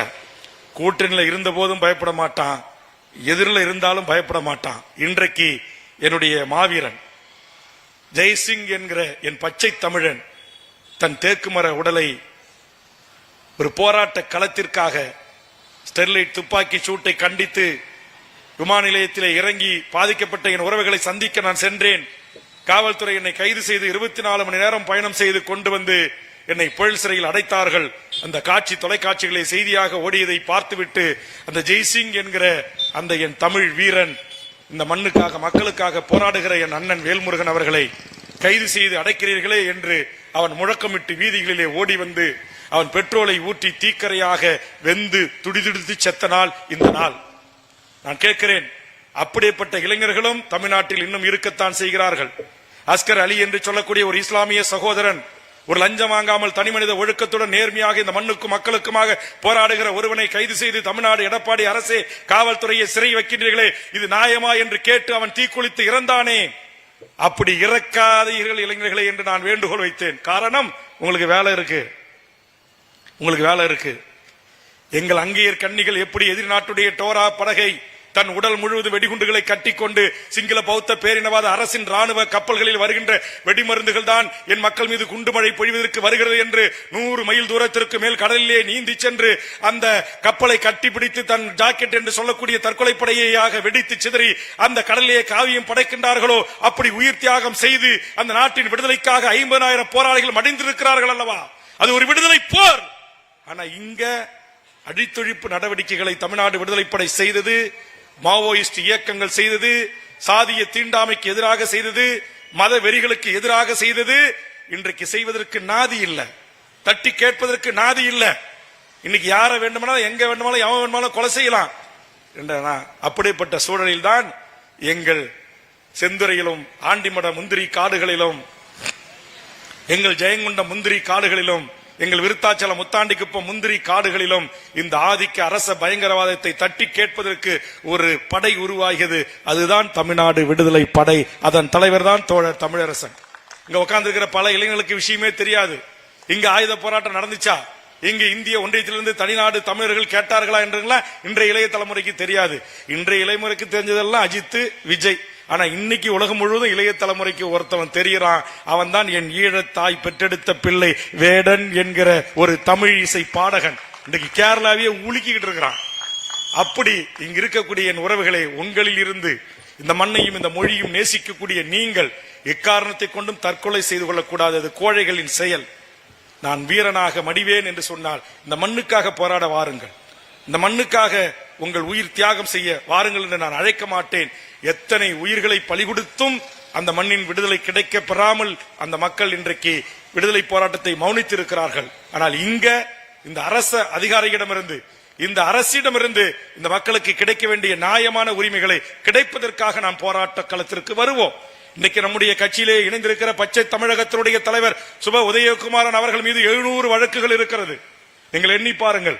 அவர் என்ன கேட்டார்? கூடங்குள அணு உலை போராட்டம் என்பது இந்தியா என்கிற இந்த வளர்ந்து வருகின்ற இந்த நாடு நாளை ஒரு அணு வெடிப்பு வெடித்தால், அணு உலையின் பாதிப்பு இந்த மக்களுக்கு ஏற்பட்டால் அதிலிருந்து இந்த மக்களை மீட்க முடியாது, பாதுகாக்க முடியாது. ஆதலால் அணு உலை வேண்டாம், அணு கழிவு என்பது ஆபத்தானது, வயிற்றில் இருக்கிற குழந்தையின் கருவை முதற்கொண்டு பாதிப்படைய செய்யும், தலைமுறை தலைமுறையாக இந்த மனித குலத்திற்கு மிகப்பெரிய கேடு விளைவிக்கும். ஆதலால் அணு உலையை நான் எதிர்க்கிறேன் என்று சொன்னார். அந்த உதயகுமாரன் எதிர்த்து அந்த மீனவர் மக்களோடு போராட்ட களத்தில் நின்ற காரணத்திற்காக ஆண்ட அரசுகள் அவர்கள் மீது போட்ட வழக்கு 700 வழக்குகள். தமிழ்நாட்டின் அத்தனை நீதிமன்ற படிக்கட்டுகளிலும் ஏறி இறங்கி வருகிறார். அந்த அப்பழுக்கற்ற போராளி தலைவன் சொன்னான், இன்றைக்கு தமிழ்நாட்டில் இருக்கிற இந்த 250க்கு மேற்பட்ட கட்சிகள்ல 156 பதிவு செய்யப்பட்ட அரசியல் கட்சிகளில் என் கண்ணுக்கு நேர்மையும் ஒழுக்கமும் இந்த மண்ணையும் மக்களையும் நேசிக்கக்கூடிய ஒரு அப்பழுக்கற்ற அரசியல் கட்சி தமிழக வாழ்வுரிமை கட்சி என்று அறிவித்துவிட்டு தமிழக வாழ்வுரிமை கட்சியில் இணைத்துக் கொண்டான். அதைத்தான் இங்கே சேர்ந்திருக்கிற என் தம்பிகள், இங்கே எத்தனையோ கட்சிகள் இருக்கிறது. அவர்கள் எல்லாம் ஒரு கட்சியிலே மாநில மாவட்ட முக்கிய பொறுப்பாளர்களாக இருந்த நம்முடைய பள்ளப்பட்டி சபரியில் தொடங்கி அத்தனை உறவுகளும் தேர்வு செய்த இயக்கம்தான் தமிழக வாழ்வுரிமை கட்சி. இன்னைக்கு இங்க வந்து இணைஞ்சிருக்கிறவங்க எல்லாரும் யாரு எந்த கட்சியில வேணுமாலும் போயிடலாம். இன்றைக்கு போராளிகள் அனைவரும் ஒன்று கூடுகிற ஒரு இடமாக, ஒரு தாய் நிலமாக, ஒரு தாய் தலைமை குடும்பமாக தமிழக வாழ்வுரிமை கட்சி இருக்கிறது. விடுதலை என்கிற படம் 1, 2 பார்த்தவர்களுக்கு தெரியும். அதில் வருகின்ற காட்சி, அதில் வருகின்ற படத்தினுடைய கதை அம்சம், அதில் வருகின்ற அந்த பழைய படத்தினுடைய கதை கருத்து, அருமை சகோதரர் வெற்றிமாறன் அவர்கள் இயக்கத்தில் அதற்கு உயிர் கொடுத்து உரமூட்டிய அருமை தம்பி உங்கள் சேலம் மண்டலத்தின் மைந்தன் மகிதன் ஆத்தூர் பகுதியைச் சேர்ந்த ஜெகதீஷ் பாண்டியன் என்பது எத்தனை என் சேலம் வாசிகளுக்கு தெரியும்? அதனால் ஒவ்வொரு துறையிலும் ஆற்றல் மிகுந்தவர்களாக நீங்கள் வாருங்கள். நமக்கு எத்தனையோ செய்திகள் இருக்கிறது. இந்த மண்ணில் நடக்கிற அநியாய அக்கிரம அட்டுழியங்களை தட்டி கேட்பதற்கு எனக்கெல்லாம் என்ன ஆசை, இப்ப நிறைய பேர் என் கட்சிக்கு வராங்க, உதயகுமார் மாதிரி இன்னும் எண்ணற்ற தலைமைகள் வராங்க. நீங்க எல்லாரும் வாங்க, நல்ல லஞ்சம் லாவணி இல்லாத ஊழலற்ற ஒரு அரசியல் கட்சியை நீங்க எல்லாரும் நடத்துங்க. எனக்கு என்ன ஆசை தெரியுமா, என் கண்ணு முன்னால் நடக்குதுல இந்த அநியாயம், இந்த அக்கிரமம், இதை தட்டி கேட்கறதுக்கு எனக்கு ஒரு ஆசை. ஏன்னா நான் இந்த அரசியல் பகுதியில் இந்த கும்பிடு போடுற பகுதியில் இருந்தேன்னா அதை செய்ய முடியாது. 3 வயசு குழந்தைய கொல்றான், சும்மா கொல்லலைங்க, 3 வயசு குழந்தைய பாலியல் வல்லூறு செஞ்சு கொல்றான். அந்த அரக்கனை இந்த மனித குலத்துல சமமாக வாழ விடலாமா? அவனை பெயில் எடுக்க நான் படித்த வக்கீல்னு கோட்டு போட்டு போய் நிக்கிறான். ஆக அந்த மனிதகுல மிரோகத்துக்கு நம்ம போலீஸ் ஏட்டையா ரைட்ரையா கோட்டையா கோர்ட் ஏட்டு எல்லாம் கப்பு ஆவணங்கள்லாம் கூட்டு கொண்டு போய் நிறுத்தி அவனுக்கு தண்டனை கொடுத்து அவனுக்கு வாங்கி கொடுக்கறதுக்கு காட்டி விடிஞ்சிரும் நம்ம இந்திய அரசியலமைப்பு சட்ட முறைமை. அப்படியேப்பட்டவனுக்கு பொது வெளியில மக்களே தண்டனை கொடுக்கிற ஒரு மக்கள் புரட்சி இந்த மண்ணில் ஏற்படுத்தணும் அப்படி நான் நினைக்கிறேன். என்னோடு நினைக்கிறவங்க எல்லாம் என் கூட வாங்கன்னு நான் கூப்பிடுறேங்க, வேற ஒன்னும் இல்லை. அதே மாதிரி லஞ்சம் அளவுக்கு மீறி வாங்குறான் அரசு அதிகாரிகள். இன்னைக்கு எம்எல்ஏ எம்பி மந்திரி இவன் சம்பாதிக்கிறத விட இன்னைக்கு ஒவ்வொரு ஐஏஎஸ் ஐபிஎஸ் அதிகாரிகள் வச்சிருக்கிற சொத்து பத்து அளவுக்கு மீறினது. இன்னைக்கு சென்னை மெரினாவில் தொடங்கி ஈசிஆர் வரைக்கும் இருக்கிற அத்தனை பங்களா 10 கிரவுண்ட் 20 கிரவுண்ட் 4 ஏக்கர் 5 ஏக்கர்ல மிகப்பெரிய மாடா மாளிகை கோடா கோபுரம் எல்லாம் யாருக்குடா சொந்தம்னா ஒன்னு கூட தமிழனுக்கு சொந்தம் இல்ல, எல்லாம் வடநாட்டுக்காரனுக்கு சொந்தம். மனச்சாட்சி அப்படியே இதயத்தையும் ஈரலையும் கைட்டி வச்சுட்டு லஞ்சம் வாங்குறான். சிஎம்டிஏல இருந்து மாநகராட்சி அப்பூர்ல இருந்து அவ்வளவு அநியாய அக்கிரமம் நடக்குது. இதையெல்லாம் யாராச்சும் தட்டி கேட்கணும். பாவம் நம்ம விஜயகாந்த் உயிரா இருக்கிற போது சினிமா படத்துலனாச்சும் தட்டி கேட்டாரு. அந்த படத்து பேர் என்ன? ஒரு படத்துல தட்டி கேட்பாரு ரமணா. எனக்கு கூட ஆசை, வெறும் விஜயகாந்த் ரசிகர்கள் எல்லாம் படத்துல மட்டும் ரமணா ரசிச்சா கை தட்டாம உண்மையிலேயே அந்த மனிதன் நடித்த அந்த படத்திற்கு ஒரு உயிர் கொடுக்க அவருடைய ரசிகர்களாக இருக்கின்ற உண்மையான விஜயகாந்த் தொண்டர்கள் விரும்பினா என்கிட்ட வாங்க. ஏன்னா நான் அந்த பணியை செஞ்சுட்டு தான் வந்தவன். இப்பதான் கொஞ்ச நாளா ஓட்டு அரசியல கும்பிடு போடுற அரசியல்ல இருக்கிறேன். நான் ஈழம் என் உயிர் மூச்சு இன்னைக்கு மௌனிக்கப்பட்டு விட்டது. தமிழ்நாடு விடுதலைப்படை அழித்தொழிக்கப்பட்டு விட்டது. மாவோயிஸ்ட் இயக்கம் சுட்டு படுகொலை செஞ்சு சுடுகாடு சாம்பல் மேடம் மாத்திட்டீங்க. இன்னைக்கு இருக்கிறவங்க பூரா யாரு? இப்பயே எனக்கு பயமா இருக்கு. இங்க ஒரு நல்ல இளைஞர் கூட்டம் இருக்கு. இந்த இளைஞர் கூட்டம் முடிஞ்ச உடனே கூட்டத்துக்கு கூட்டம் வந்த தம்பிமார்கிட்ட என்னன்னா தங்கண்ணா கூட்டம் போட்டீங்க, கொஞ்சம் மழை கிழியுமா இருக்கு, ஏற்காடு அடிவாரமா இருக்கு, கொஞ்சம் குளிருது, ஏதாச்சும் கட்டிங் கிடைக்குமா அப்படின்னு கேட்கிற கூட்டம் யாரும் இருக்க மாட்டீங்க அப்படின்னு நான் நம்புறேன். உண்மைதானே? அப்படி இருக்க கூடாது. முதலில் நம்மில் இருந்து நாம் மாற்றத்தை கொண்டு வருவோம். இப்ப நான் தலைவன், என் தலைமையை ஏற்று நீங்க வாங்கன்றேன். நான் பீடி குடிக்க மாட்டேன், சிகரெட் அடிக்க மாட்டேன், கஞ்சா அடிக்க மாட்டேன், எந்த கெட்ட பழக்கமும் என்கிட்ட இல்ல. டீ காபி கூட குடிக்க மாட்டேன். எங்கேயாச்சும் ரொம்ப ஒருத்தவங்க வீட்டுக்கு வந்துட்டேன்னு ரொம்ப அன்பால குடிச்சே ஆகணும்னா சும்மா ஒரு மணர் வாயில வச்சுட்டு கீழே வச்சிருவேன். எந்த பெப்சி கோக்கு பிராண்ட் எதுவும் கிடையாது. இன்னைக்கு கூட சாப்பாடு கொடுத்தாரு, ஒரு நாட்டுக்கோழி ரசம் ஒரு சோறு, முடிஞ்சு போச்சு என் சாப்பாடு. ஒரு மனிதன் இந்த வயிற்றுக்கு எவ்வளவு சாப்பிட முடியும்? பயணிக்க ஒரு கார் தான், தூங்குறது ஒரு பெட்ரூம்ல தான், அது ஒரு 6 அடி இடத்துல தான் தூங்க முடியும். எதுக்குடா 5000 கோடி சொத்து? எதுக்குடா 1000 கோடி சொத்து? எதுக்கு? ஏன் கொள்ளடிக்கணும்? ஏன் மக்கள் பணத்தை சுரண்டணும்? நீ அதிகாரியா இருக்கலாம், ஜட்ஜியா இருக்கலாம், ஐஏஎஸ் இருக்கலாம், ஐபிஎஸ் இருக்கலாம், மந்திரியா இருக்கலாம், எவனாக இருந்தாலும் சரிதான். அளவுக்கு மீறி மக்கள் பணத்தை கொள்ளையடிக்கிற அந்த கூட்டத்தை மட்டுப்படுத்த கட்டுப்படுத்த தட்டி கேட்க ஒரு மக்கள் சக்தி இந்த மண்ணில் உருவாகணும். ஒரு மக்கள் சக்தி இயக்கத்தை உருவாக்கணும்னு வந்தாரு டாக்டர் உதயமூர்த்தி, போய் சேர்ந்துட்டார். நான் பூரண மதுவிலக்க கொண்டு வருவோம்னு சொன்னாரு நம்ம இளம்பிள்ளை ஐயப்பன் ஊரை சேர்ந்த எங்கள் ஐயா. யார் சொல்லுங்க, பேர் மறந்துட்டீங்களா? வச்சிருக்கீங்களா? யாரு? இப்ப நாகராஜுக்கு 100 ரூபாய் அவதாரம், பேரை தப்பா சொல்லிட்டார். சசி பெருமா ஐயா ஒரு காங்கிரஸ் தியாகி, அவர் இறந்துட்டார். எனக்கு மனசு கேட்கல. ஒரு பூரண மதுவிலக்காக இறந்த அந்த தியாகின் குடும்பம் நாளைக்கு நடுத்தரில் நின்றக்கூடாது என்று முதலில் அந்த குடும்பத்துக்கு 1 லட்சம் ரூபாயை அறிவித்து மற்ற கட்சி தலைவர்களையும் அந்த குடும்பத்தை காப்பாற்றுங்கள் என்று வேண்டுகோள் வைத்து அந்த இறுதிச் சடங்கிலே வந்து பங்கெடுத்துக் கொண்டேன்.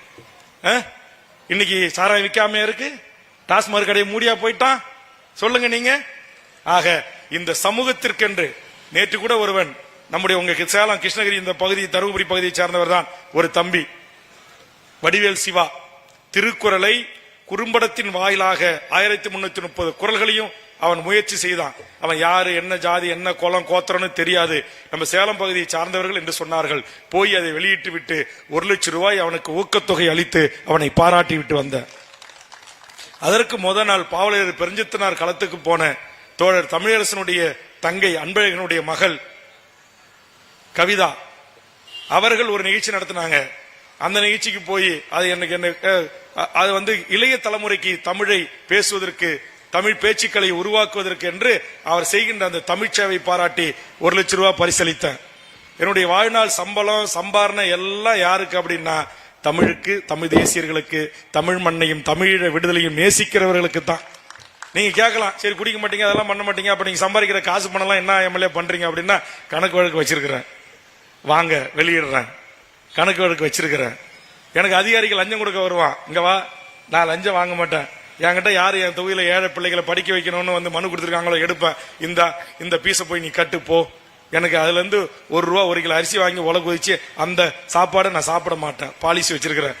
அதையும் நான் அந்த பீஸை கட்ட விடலன்னா இந்த அதிகாரி அதையும் சுட்டிட்டு போயிடுவான். அதனால அது அந்த பாணி. யாருக்கிட்டையும் போய் லஞ்சம் கேட்கறது, கமிஷன் கேட்கறது, பணம் வாங்குறது எதுவுமே கிடையாது. இன்னைக்கு சட்டமன்றத்தில் அமைச்சர்களை, முதலமைச்சர்களை, அரச ஆண்ட எடப்பாடியை, ஆளுகின்ற திமுகவை, ஆண்ட காங்கிரஸ், ஆளுகின்ற பிஜேபி அத்தனையும் இன்றைக்கு ஊடக மத்தியிலே உட்கார்ந்து கொண்டு நெஞ்சுரத்தோடு இன்றைக்கு கேள்வி எழுப்புகிறேன் என்று சொன்னால் என் கை மட்டும் சுத்தம் இல்லை, என் வார்த்தையிலும் சுத்தம் இருக்கிறது, என்னுடைய வாழ்க்கையிலும் சுத்தம் இருக்கிறது. நான் கேள்வி எழுப்புறேன், மக்களோடு மக்களாக நிக்கிறேன். எத்தனை கொம்பன் வந்தாலும் எதிர்த்து நிப்பேன். அதுக்கு ஒரே சாட்சி இன்னைக்கு தைலாபுரம் தோட்டம் படுற பாடு உங்களுக்கு தெரியும். வேல்முருகன் கொசு நாங்க தட்டணும் ஊந்துச்சு. இன்றைக்கு வேல்முருகன் எழுந்து நின்று கொண்டிருக்கிறான். இன்றைக்கு எழுந்து நின்று கொண்டிருக்கிறான். எனக்கு என்ன மகிழ்ச்சி தெரியுமா? எங்க பள்ளப்பட்டியிலேயோ, எங்க வீரபாண்டியிலேயோ, எங்க ஓமலூர்லேயோ இன்னைக்கு நான் கூட்டம் பேசணும்னா பாட்டாளி மக்கள் கட்சி சார்பா நான் சார்ந்திருக்கிற அந்த படையாட்சி என்று சொல்லக்கூடிய அந்த வன்னியர் சாதியை சேர்ந்த ஒரு 200 பேர் உட்கார்ந்து இருப்பாங்க. ஆனா இன்னைக்கு பள்ளப்பட்டியில குறைஞ்சபட்சம் ஒரு 500 பேர் என் பேச்சை கேட்கறீங்க. இந்த 500 பேர்ல எனக்கு தெரிஞ்சு 70% பேர் நான் சார்ந்த வன்னியர் அல்லாத பிற சாதி என் தமிழ்ச்சாதி மக்கள். கும்மிடிப்பூண்டிலிருந்து கன்னியாகுமரி வரையிலும் எனக்கு கட்சி இருக்கிறது. தமிழ்நாட்டில் எத்தனை ஜாதி இருக்குதோ அத்தனை ஜாதியிலும் எனக்கு கட்சி இருக்குது. என் தொண்டர்கள் இருக்கிறான், என் இஸ்லாமிய உறவுகள் இருக்கிறான், என் கிறிஸ்துவ உறவுகள் இருக்கிறான். இங்கே நான் வருவதற்கு முன்பாக தொடக்க உரை ஆற்றினாரே அருமை தம்பி மாரிமுத்து, அவர் என்ன சாதின்னு எனக்கு தெரியாது. எங்கள் தங்கம் என்ன சாதின்னு எனக்கு தெரியாது. உண்மையிலே என் ஜெகதீஷ் பாண்டியன் என்ன சாதி என்று எனக்கு தெரியாது. இன்னைக்கு வந்து அணியணியா இணைந்திருக்கிற என் உறவுகள் எல்லாம் ஒரு சாதி என்று மட்டும் எனக்கு தெரியும், அது என் தமிழ்ச்சாதி என்று எனக்கு தெரியும். ஆதலால் அவர்களை அன்போடு நான் அரவணைக்கிறேன். ஆதலால் சொல்லுகின்றேன், என் உறவுகளே, நீங்கள் எங்கேயும் வந்து சேரவில்லை, சேர வேண்டிய இடத்தில் தான் வந்து சேர்ந்திருக்கிறீர்கள். ஆதலால் ஒரு கொள்கை பிடிப்போடு, ஒரு கொள்கை வழி நின்று நாம் பயணிக்கிறோம். ஒரு சத்தியமும் உண்மையும் நேர்மையும் இந்த மண்ணையும் இந்த மக்களையும் இந்த மொழியும் நாம் நேசிக்கிறேன். இங்கே வந்து சேர்ந்த தம்பி செந்தில் உள்ளிட்ட தோழர்கள் இணைந்தவர்கள் சொன்னார்கள், அண்ணா நாங்கெல்லாம் எங்களுடைய தமிழ் தேசியர்களுடைய ஒரு பேர் ஆவல், பேர் விருப்பத்தை தெரிவித்தோம், இந்த புலிக்கொடியை, இந்த கட்சி கொடியை நீங்கள் இணைத்ததற்காக நன்றி என்று சொன்னார்கள். என்னை புரிந்து கொண்டவர்கள் இன்னைக்கு நன்றி சொல்கிறீர்கள், புரியாதவர்கள் என்னை விமர்சனம் செய்கிறார்கள். நான் அதை பற்றி கவலை இல்லை. காரணம், இந்த சோழ கொடி எங்கள் தமிழர் கொடி. அதனால் இந்த கொடியை உலகம் முழுவதும் வாழ்கின்ற 12 கோடி என் தொப்புள் கொடி உறவுகளும் பயன்படுத்துகிற உரிமை இருக்கிறது. இது எவருடைய தனிப்பட்ட சொத்தும் அல்ல, தனிப்பட்ட கட்சிக்குமானதல்ல என்கிற புரிதல் எனக்கு இருக்கிறது. அதனால் தான் நம்மை பற்றி தெரியாமல் புரியாமல் இந்த 2000 கிட்ஸ் என்று சொல்வார்கள் அல்லவா, 2000க்கு பிறகு பிறந்த அரசியல் கட்சியிலே வந்தவர்கள், வேல்முருகனுடைய 40-45 ஆண்டு கால போராட்ட வாழ்வும் பொது வாழ்வையும் புரியாதவர்கள் விமர்சனம் செய்யலாம், செய்துவிட்டு போகட்டும். இன்றைக்கு என்னோடு அருகாமையில் அமர்ந்திருப்பவர்கள், மேடையின் முன்று நிற்பவர்கள், எனக்காக தொலைக்காட்சி விவாதங்களிலே பேசுகின்றவர்கள் எல்லாம் கூட ஒரு காலத்தில் என்னை விமர்சனம் செய்தவர்கள் தான், என் மீது கல் எறிந்தவர்கள் தான். முகநூல் பக்கங்களில் என்னை குறித்து தவறாக சாதி கட்சியிலிருந்து வந்தவன் என்று எழுதியவர்கள் தான். அவர்கள் என்னை நெருங்க நெருங்க நான் பண்டுட்டி செம்மன் பூமிக்காரன். எங்கள் ஊரில் மிகவும் இனிப்பான ஒரு பழம் விளையும், அது பலாப்பழம். உங்களுக்கு தெரியும், இந்த பலாப்பழத்துல சுத்தி நல்லா விளைஞ்சி அது வீரியமாக அது பயன்பாட்டுக்கு பழம் கனி கொடுக்கின்ற போது அது மேலே முட்கள் இருக்கும். அப்படித்தான் நெட்டிருந்து பார்க்கும்போது நான் வன்னியர் சங்கத்திலிருந்து வந்தவன், பாட்டாளி மக்கள் கட்சியிலிருந்து வந்தவன் என்கிற புரிதலும் பார்வையும் உங்களுக்கு இருக்கும். எப்படி பலாப்பழம் மேலே முள்ளாக இருக்கும், கை வைத்து அமைக்கினால் அது கொஞ்சம் கையை பொத்து ரத்தம் தான் வரும். நீங்க அதுவே அதை கட் பண்ணக்கூடிய கத்தியை கொண்டு அதை அறுத்து அந்த பலாசுலை எடுத்து நீங்கள் சுவைத்து சாப்பிட்டால் அது அவ்வளவு இனிமையானதாக இருக்கும். இன்றைக்கு உலக சுகாதார நிறுவனம் ஆராய்ச்சி செய்திருக்கிறான். இன்றைக்கு சக்கரை நோயை கட்டுப்படுத்துகிற பேராற்றல் பலாவுக்கு இருக்கிறது, பலா பிஞ்சுகளுக்கு இருக்கிறது, பலா கொட்டையிலிருந்து மாவுக்கு இருக்கிறது என்று கண்டுபிடித்திருக்கிறான். அப்படி பலாப்பழம் போன்றவன் நான். இந்த நாட்டில் உலகம் முழுவதும் வாழ்கின்ற தமிழ் தேசியர்கள் வேல்முருகனுடைய கடந்து வந்த பாதை என்ன, இந்த சமூகத்துக்கு ஆற்றிய பங்களிப்பு என்ன என்பதை கொஞ்சம் தெரிந்து கொண்டு என் மீது நீங்கள் விமர்சனத்தை வையுங்கள். நான் பதில் சொல்ல தயாராக இருக்கிறேன் என்பதை இந்த நேரத்திலே தெரிவித்து, இங்கே பெயர் படித்த பள்ளப்பட்டி சபரிக்கும், அருமை சகோதரர் ஜெயபிரகாஷ் அவர்களுக்கும், வழக்கறிஞர் கிருஷ்ணராஜ் அவர்களுக்கும், அருமை சகோதரி சுகன்யா அவர்களுக்கும், அருமை தம்பி செந்தில் அவர்களுக்கும், அருமை சகோதரர் சங்கர் அவர்களுக்கும், அருமை சகோதரர் சதீஷ்குமார் அவர்களுக்கும், வைரமணி அவர்களுக்கும், சுந்தரம் மற்றும் வைரம், ராகுல், கண்ணன் அவர்களுக்கும் உங்கள் அனைவரையும் ஒருங்கிணைத்து இந்த இணைப்பு விழாவை மிக நேர்த்தியாக, இயற்கை எப்போதுமே நமக்காக கொஞ்சம் பொறுமை காக்குது. அந்த இயற்கைக்கு என்னுடைய அன்பான வணக்கத்தை நான் பதிவு செய்கிறேன். ஏன்னா இப்ப முள்ளிவாய்க்கால் நினைவேந்தல் நடத்துறோம், மிகப்பெரிய மழை, சேறு, சகதி, மேடைக்கு வரவே முடியல. நீங்க கூட சேலத்திலிருந்து பல வண்டிகள் வந்தவங்க எல்லாம் அந்த சேறு சகதியில இறங்காம வாகனத்திலே இருந்து கேட்டுட்டு போயிட்டீங்க. இனிவரும் காலங்களிலே அது புயலே அடித்தாலும் மழையே பெய்தாலும், அப்படியே அந்த ஐஸ் மழைன்னு சொல்லுவாங்கல்ல, பனிக்கட்டின் மழையே பெய்தாலும் கூட ஒன்றும் அது உங்களுக்கு உடலுக்கு பாதிப்பை ஏற்படுத்தாது. ஆக ஏற்றுக்கொண்ட லட்சியத்திற்காக, ஏற்றுக்கொண்ட கொள்கைக்காக தமிழீழ மண்ணில் எமது போராளிகளும் பொதுமக்களும் குண்டு மழைக்கு நடுவே நின்று சிங்கள பௌத்த பேரினவாத அரசை போராடிய மாவீரர்களின் வழிவந்தவர்கள் நாம். அந்த மகத்தான மாபெரும் தலைவனை தலைவனாக ஏற்றுக்கொண்டவர்கள் நாம் என்கிற கருத்திலோடு எதிர்வரும் காலத்தில் பொதுமக்களுக்கு எந்த இடைஞ்சலும் இல்லாமல், இங்க தலைவர் வராரு, ஒதுங்க ஒரு 100 டூ வீலர்ல, பாஸ்கர் கூட ஒரு 50 டூ வீலர்ல வரவேற்பு கொடுக்க வந்தார் எல்லையில.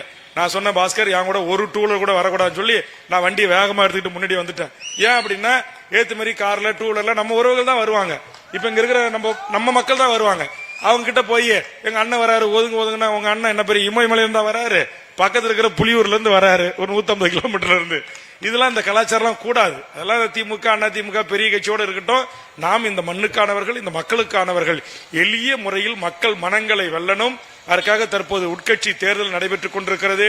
அத்தனை தொகுதி பொறுப்பாளர்களும் தங்கள் கடமையை உணர்ந்து உறுப்பினரை சேர்த்து கிளைகளை உருவாக்கி ஒவ்வொரு பேரூராட்சி, நகராட்சி, மாவட்ட, டிவிஷனல் வாரியாக பொறுப்பாளர்களை நியமனம் செய்து என் கரங்களிலே கொண்டு நான் சொன்ன இந்த பணிகளுக்காக சமூக அர்ப்பணிப்புள்ள இளைய தலைமுறை எனக்கு அறிமுகம் செய்தனும். பெரிய குறை இருக்கு எங்க ராஜகுமார் மாரி ஆளுகிட்ட, யுவராஜி மாரிகிட்ட ஆளுலாம் அடுத்தடுத்த லீடர்ஸை சொல்லவே மாட்டேன்றீங்க. அவங்க எல்லாம் என்னைக்கு தலைவராகிறது? கூட ஒப்பந்தத்தில் இருக்கிறவங்க எனக்கு தெரிஞ்சு 10 வருஷமா அவங்க கூட இருக்கிறாங்க. அவங்க பேர் என்ன பொறுப்பு ஒரு தடைக்கு நாங்க திருமுருக முகம் தான் தெரியுது. அது மாதிரி இப்ப யார் பெரிய நிர்வாகிகள், இப்ப மோகன்ராஜ், நம்ம புளியம்பட்டி பிறப்பு, ஒரு 2 நம்ம செல்வராஜ் ஒண்டீசலாடரு, இவங்க எல்லாம் இது எல்லாம் கூடாது. இப்ப நான் இந்த கூட்டத்தில் கண்டிஷனா வைக்கிறேன், ஒரு முறைக்கு நீங்க எப்போது என்னை சந்தித்தாலும் உங்கள் பெயரை சொல்லி நீங்கள் அறிமுகம் செய்து கொள்ள வேண்டும். எந்த தலைவரை தலைவனாக ஏற்றுக்கொண்டு உழைக்கின்றீர்களோ உங்களுடைய உழைப்பு, உங்களுடைய தியாகம், உங்களுடைய அர்ப்பணிப்பு நான் பாக்குறேன். இன்னைக்கு நீலமேகத்துக்கு ஏன் நீலமாக அங்கேயே நான் கொஞ்சம் சத்தமா சொல்லிட்டேன், கோபமாவே சொல்லிட்டேன், எதுக்கு இவ்வளவு செலவு பண்றீங்க அப்படின்னு. இந்த பதாகை வைக்கிறது, ஆள் உயர பேனர் வைக்கிறது, ஆள் உயர மாலை போடுறது, இந்த ஷாலு போடுறது எதுவுமே இருக்கக்கூடாது. மக்கள் மனங்களை வெல்லணும். மக்களுக்கான பிரச்சனை கையில் எடுங்க. இப்ப 69 ஏக்கர்ல இருந்து பள்ளப்பட்டி ஏரியை கண்டுபிடிக்க போராட்டம் அறிவிங்க. தேவைப்பட்ட நானே வரேன். இங்க சொன்னார்ல காட்டூர், இந்த மக்களுக்கு சாலை வசதி, குடிநீர் வசதி, மைதானம், ஒரு மண்ணு இல்லைன்றாங்க, அதை கேட்டு போராட்டம் பண்ணுங்க, நானே வரேன். மக்கள் பிரச்சனைகளை கையில் எடுத்து போராடி மக்கள் மனங்களை வெல்லணும். அதை விட்டுட்டு வீண் ஆடம்பரத்தை தவிர்த்து இன்னைக்கு வச்சிருக்கிற செலவு காசை மட்டும் என்கிட்ட கொடுத்தா கண்டிப்பா போரினால் காயம்பட்டு மாதம் என்னால் முடிந்த சில உதவிகளை செய்து அந்த போராளிகளுக்கும் தாய்மார்களுக்கும் தையல் இயந்திரம், சின்ன சின்ன உதவிகள், மிதிவண்டிகள், ஒரு பெட்டி கடை வைக்கிறதுக்கு நான் சில நண்பர்கள் என்கிட்ட கேட்கும்போது நான் உதவி செய்யறேன். அல்லது இங்க இருக்கிற அகதி முகாம்கள்ல மழைக்காலங்கள்ல அவர்களுக்கு பெட்ஷீட், உணவு, துணிமணி, ஸ்டவ், சிலிண்டர் போன்ற அடிப்படை தேவைகள் இருக்கிறது. அதையெல்லாம் நான் கொடுக்கறேன். அதெல்லாம் கொடுக்கலாம்.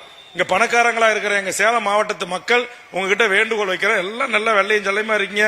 கைத்துல செயின், காலில் செயின், என்னமோ காப்பு கீப்பு என்னென்னமோ இருக்கு. இது எல்லாத்தையும் ஒரு நாளைக்கு வசூல் பண்ணிடுறேன் இருங்க. ஏன்னா நான் நன்கொடை புத்தகம் படிச்சு யாருக்கிட்டையும் போய் பணக்காரங்கிட்ட கேட்கறது இல்ல. நீங்க வீண் ஆடம்பர செலவு பண்ணீங்கன்னா அப்புறம் நான் இதெல்லாம் கேட்க ஆரம்பிச்சிருவேன். இந்த பணம் எல்லாம் ஆக்கப்பூர்வமா செலவு செய்யணும். கொஞ்சம் வழி விடுங்க, பேருந்துக்கு வழி விடுங்க. இதெல்லாம் செலவு செய்யணும், ஆக்கப்பூர்வமா செலவு செய்யணும். மக்களுடைய மறுவாழ்வுக்கு பயன்படணும். ஏழை எளிய மாணவர் செல்வங்களுடைய கல்வி உதவிக்கு பயன்படணும். இங்கே நம்ம சுந்தர் மாதிரி நிறைய நம்முடைய ஒன்றியர்கள் கஷ்டப்பட்டவங்க இருக்கிறாங்க. அவரெல்லாம் பிள்ளைகளுக்கு பீஸ் கட்ட முடியாம, படிப்பு கட்ட முடியாம, ஹாஸ்டல் பீஸ் கட்ட முடியாம இருக்கிறாங்க. அந்த பணத்தை அதற்கு செலவு செய்யுங்கள், ஆக்கப்பூர்வமாக செலவு செய்யுங்கள். பொதுமக்களிடத்தில் நல்ல பேர் எடுங்க. காவல் நிலையத்தில் ஏட்டையாவை, எஸ்ஐஏ, ஆய்வாளரை சந்திக்க போது மக்கள் பிரச்சனைக்காக போய் சந்திக்கணும். எந்த அவதூறுகளும் வரக்கூடாது. எந்தவித அதே நேரத்தில் காவல்துறைக்கு ஒரு அன்பான வேண்டுகோள். மாநகர உளவுத்துறை நண்பர்கள் 3-4 பேர் மப்டில வந்து குறிப்பிடுத்திட்டு இருக்கிறீங்க. உங்க கமிஷனருக்கு சொல்லுங்க, உங்க ஐஏஎஸ் ஏசிக்கு சொல்லுங்க. திரும்ப திரும்ப என் கட்சிக்காரர்களை தொந்தரவு செய்யக்கூடாது. என் கட்சியினுடைய தலைமை நிர்வாகிகள் இருக்காங்க, தலைமை நிலைய செயலாளர் இருக்கிறாரு, நாங்க இருக்கிறோம், மாவட்ட செயலாளருக்கு சொல்லுங்க. திரும்ப திரும்ப சட்டவிரோதமான செயல்களிலோ பிரச்சனைகளோ ஈடுபட்டார்கள் என்றால் நீங்க அவர்கள் மீது நடவடிக்கை எடுங்க. நாங்களே ஒத்துழைப்பு கொடுக்கிறோம். ஆனா மற்ற அரசியல் கட்சியினுடைய நிர்பந்தத்திற்கு இங்க தமிழக வாழ்வுரிமை கட்சி வளருது வேகமா. சேலம் மாவட்டம் கடலூர் போன்று கோட்டையாக மாற்றி காட்டுவதே எமது குறிக்கோள் என்று என் கட்சி நிர்வாகிகள் உறுதியெடுத்து பணி செய்து கொண்டிருக்கிறார்கள். அதுக்காக அதை உடைக்கணும், அதை ஸ்பிளிட் அப் பண்ண, அந்த ஒற்றுமை ஸ்பிளிட் அப் பண்ணி உடைக்கணுங்கிறதுக்காக நீங்க திரும்ப திரும்ப பொய் வழக்கு போட்டுக்கிட்டே இருக்கிறீங்க. கூட்டு அவர்களை அலக்கழிச்சுக்கிட்டே இருக்கீங்க. அண்ணன் தம்பி, அப்பா அம்மா, தங்கச்சி, மாமா, மனைவி எல்லாருமே நீங்க 107 போடுவீங்க, 110 போடுவீங்க, நோட்டீஸ் கொடுப்பீங்க, சம்மன் கொடுப்பீங்கன்னா அப்புறம் நான் உங்களுக்கு சம்மன் கொடுப்பேன். உச்ச நீதிமன்றம் வரைக்கும் போவேன். உங்க சம்பளம் அதுக்கு பத்தாது. போலீஸ்காரங்களுக்கு எவ்வளவு பணிச்சுமை இருக்கும், எவ்வளவு மனச்சுமை இருக்கும், எவ்வளவு குடும்ப சிக்கல் இருக்கும், எல்லாவற்றையும் விலாவாரியா சட்டமன்றத்தில் உங்களுக்காக பேசுற ஆள் நான் தான். அதனால எஸ்பிசிஐடி அட்டாச்மெண்ட் அதிகாரிகளையும் கேட்கிறேன், ஐஏஎஸ் அதிகாரிகளையும் கேட்டுக்கொள்கிறேன், எஸ்பி கான்ஸ்டபிளையும் கேட்டுக்கொள்கிறேன். தயவு செய்து தொந்தரவு செய்யாதீங்க. இனியும் தொந்தரவு செஞ்சா, இனி தொந்தரவு செய்கின்ற காவல்துறை அலுவலகமா இருக்கலாம், ஆய்வாளர் அலுவலகமா இருக்கலாம், கண்டிப்பா வந்து உட்கார்ந்து முற்றுகையிட்டு அதுக்கு நீதி கிடைக்கிற வரையில நானே வந்து அங்க உட்காந்துருவேன். இது தொந்தரவு. கூட்டணியில் இருக்கிறதா நான் பார்க்க மாட்டேன். கூட்டணி பத்தி எனக்கு கவலையே கிடையாது. கூட்டணி, சீட்டு, பதவி எனக்கு அதை பற்றி கவலையே இல்லை. நான் இந்த மண்ணுக்கானவன், இந்த மக்களுக்கானவன், என் மொழிக்கானவன், என் இனத்திற்கானவன். தமிழீழ விடுதலையை எப்பேடுபட்டாவது ஒரு விதத்தில் ஜனநாயக ரீதியாக சாத்தியப்படுத்த உலகம் முழுவதும் என் ஈழத்து உறவுகள் உழைத்துக் கொண்டிருக்கிறார்களே, அவர்களுக்காக இந்த மண்ணிலிருந்து உழைப்பவன். அதனால் மற்ற அரசியல்வாதிகளோடு நீங்கள் எங்களை கணக்கிட்டு ஏமாந்து போவாதீர்கள். தயவு செய்து நீங்களும் உங்கள் மீது துன்பத்தை சுமந்து கொள்வதற்கு தயாராக வேண்டாம் என்பதை ஒரு வேண்டுகோளாக வைத்து வருகை தந்து செய்தி சேகரித்த பத்திரிகை ஊடக நண்பர்களுக்கும் இந்த கூட்டம் தான் எனக்கு உண்மையிலே மனநிறைவா இருக்கு. பொதுமக்களும் சரி, இங்க உட்கார்ந்த பொதுமக்களும் சரி, ஒருத்தவங்க கூட எழுந்து போலங்க. அங்கங்க நின்னவங்க கேட்டவங்க அப்படியே இருந்தாங்க. உண்மையிலேயே தங்கம், நீங்கள் தங்கமாக ஜொலிக்கிறீர்கள். ஒரு ஒழுங்கு செய்யப்பட்ட ஒரு கூட்டத்தை மிகச்சிறப்பாக தலைமையேற்று நடத்தியிருக்கிறீர்கள். தங்கத்துக்கு எத்தனை பேரு எங்க முன்னாள் மாவட்டம், முன்னாள் தொகுதி, இந்நாள் தொகுதி ஒத்துழைப்பு கொடுத்தீங்க, மனசார ஒத்துழைப்பு கொடுத்தீங்க, மனசார எப்படி இளைஞர்களோட வந்தீங்க அப்படின்றத உங்க மனசாட்சிக்கே விட்டுறேன்.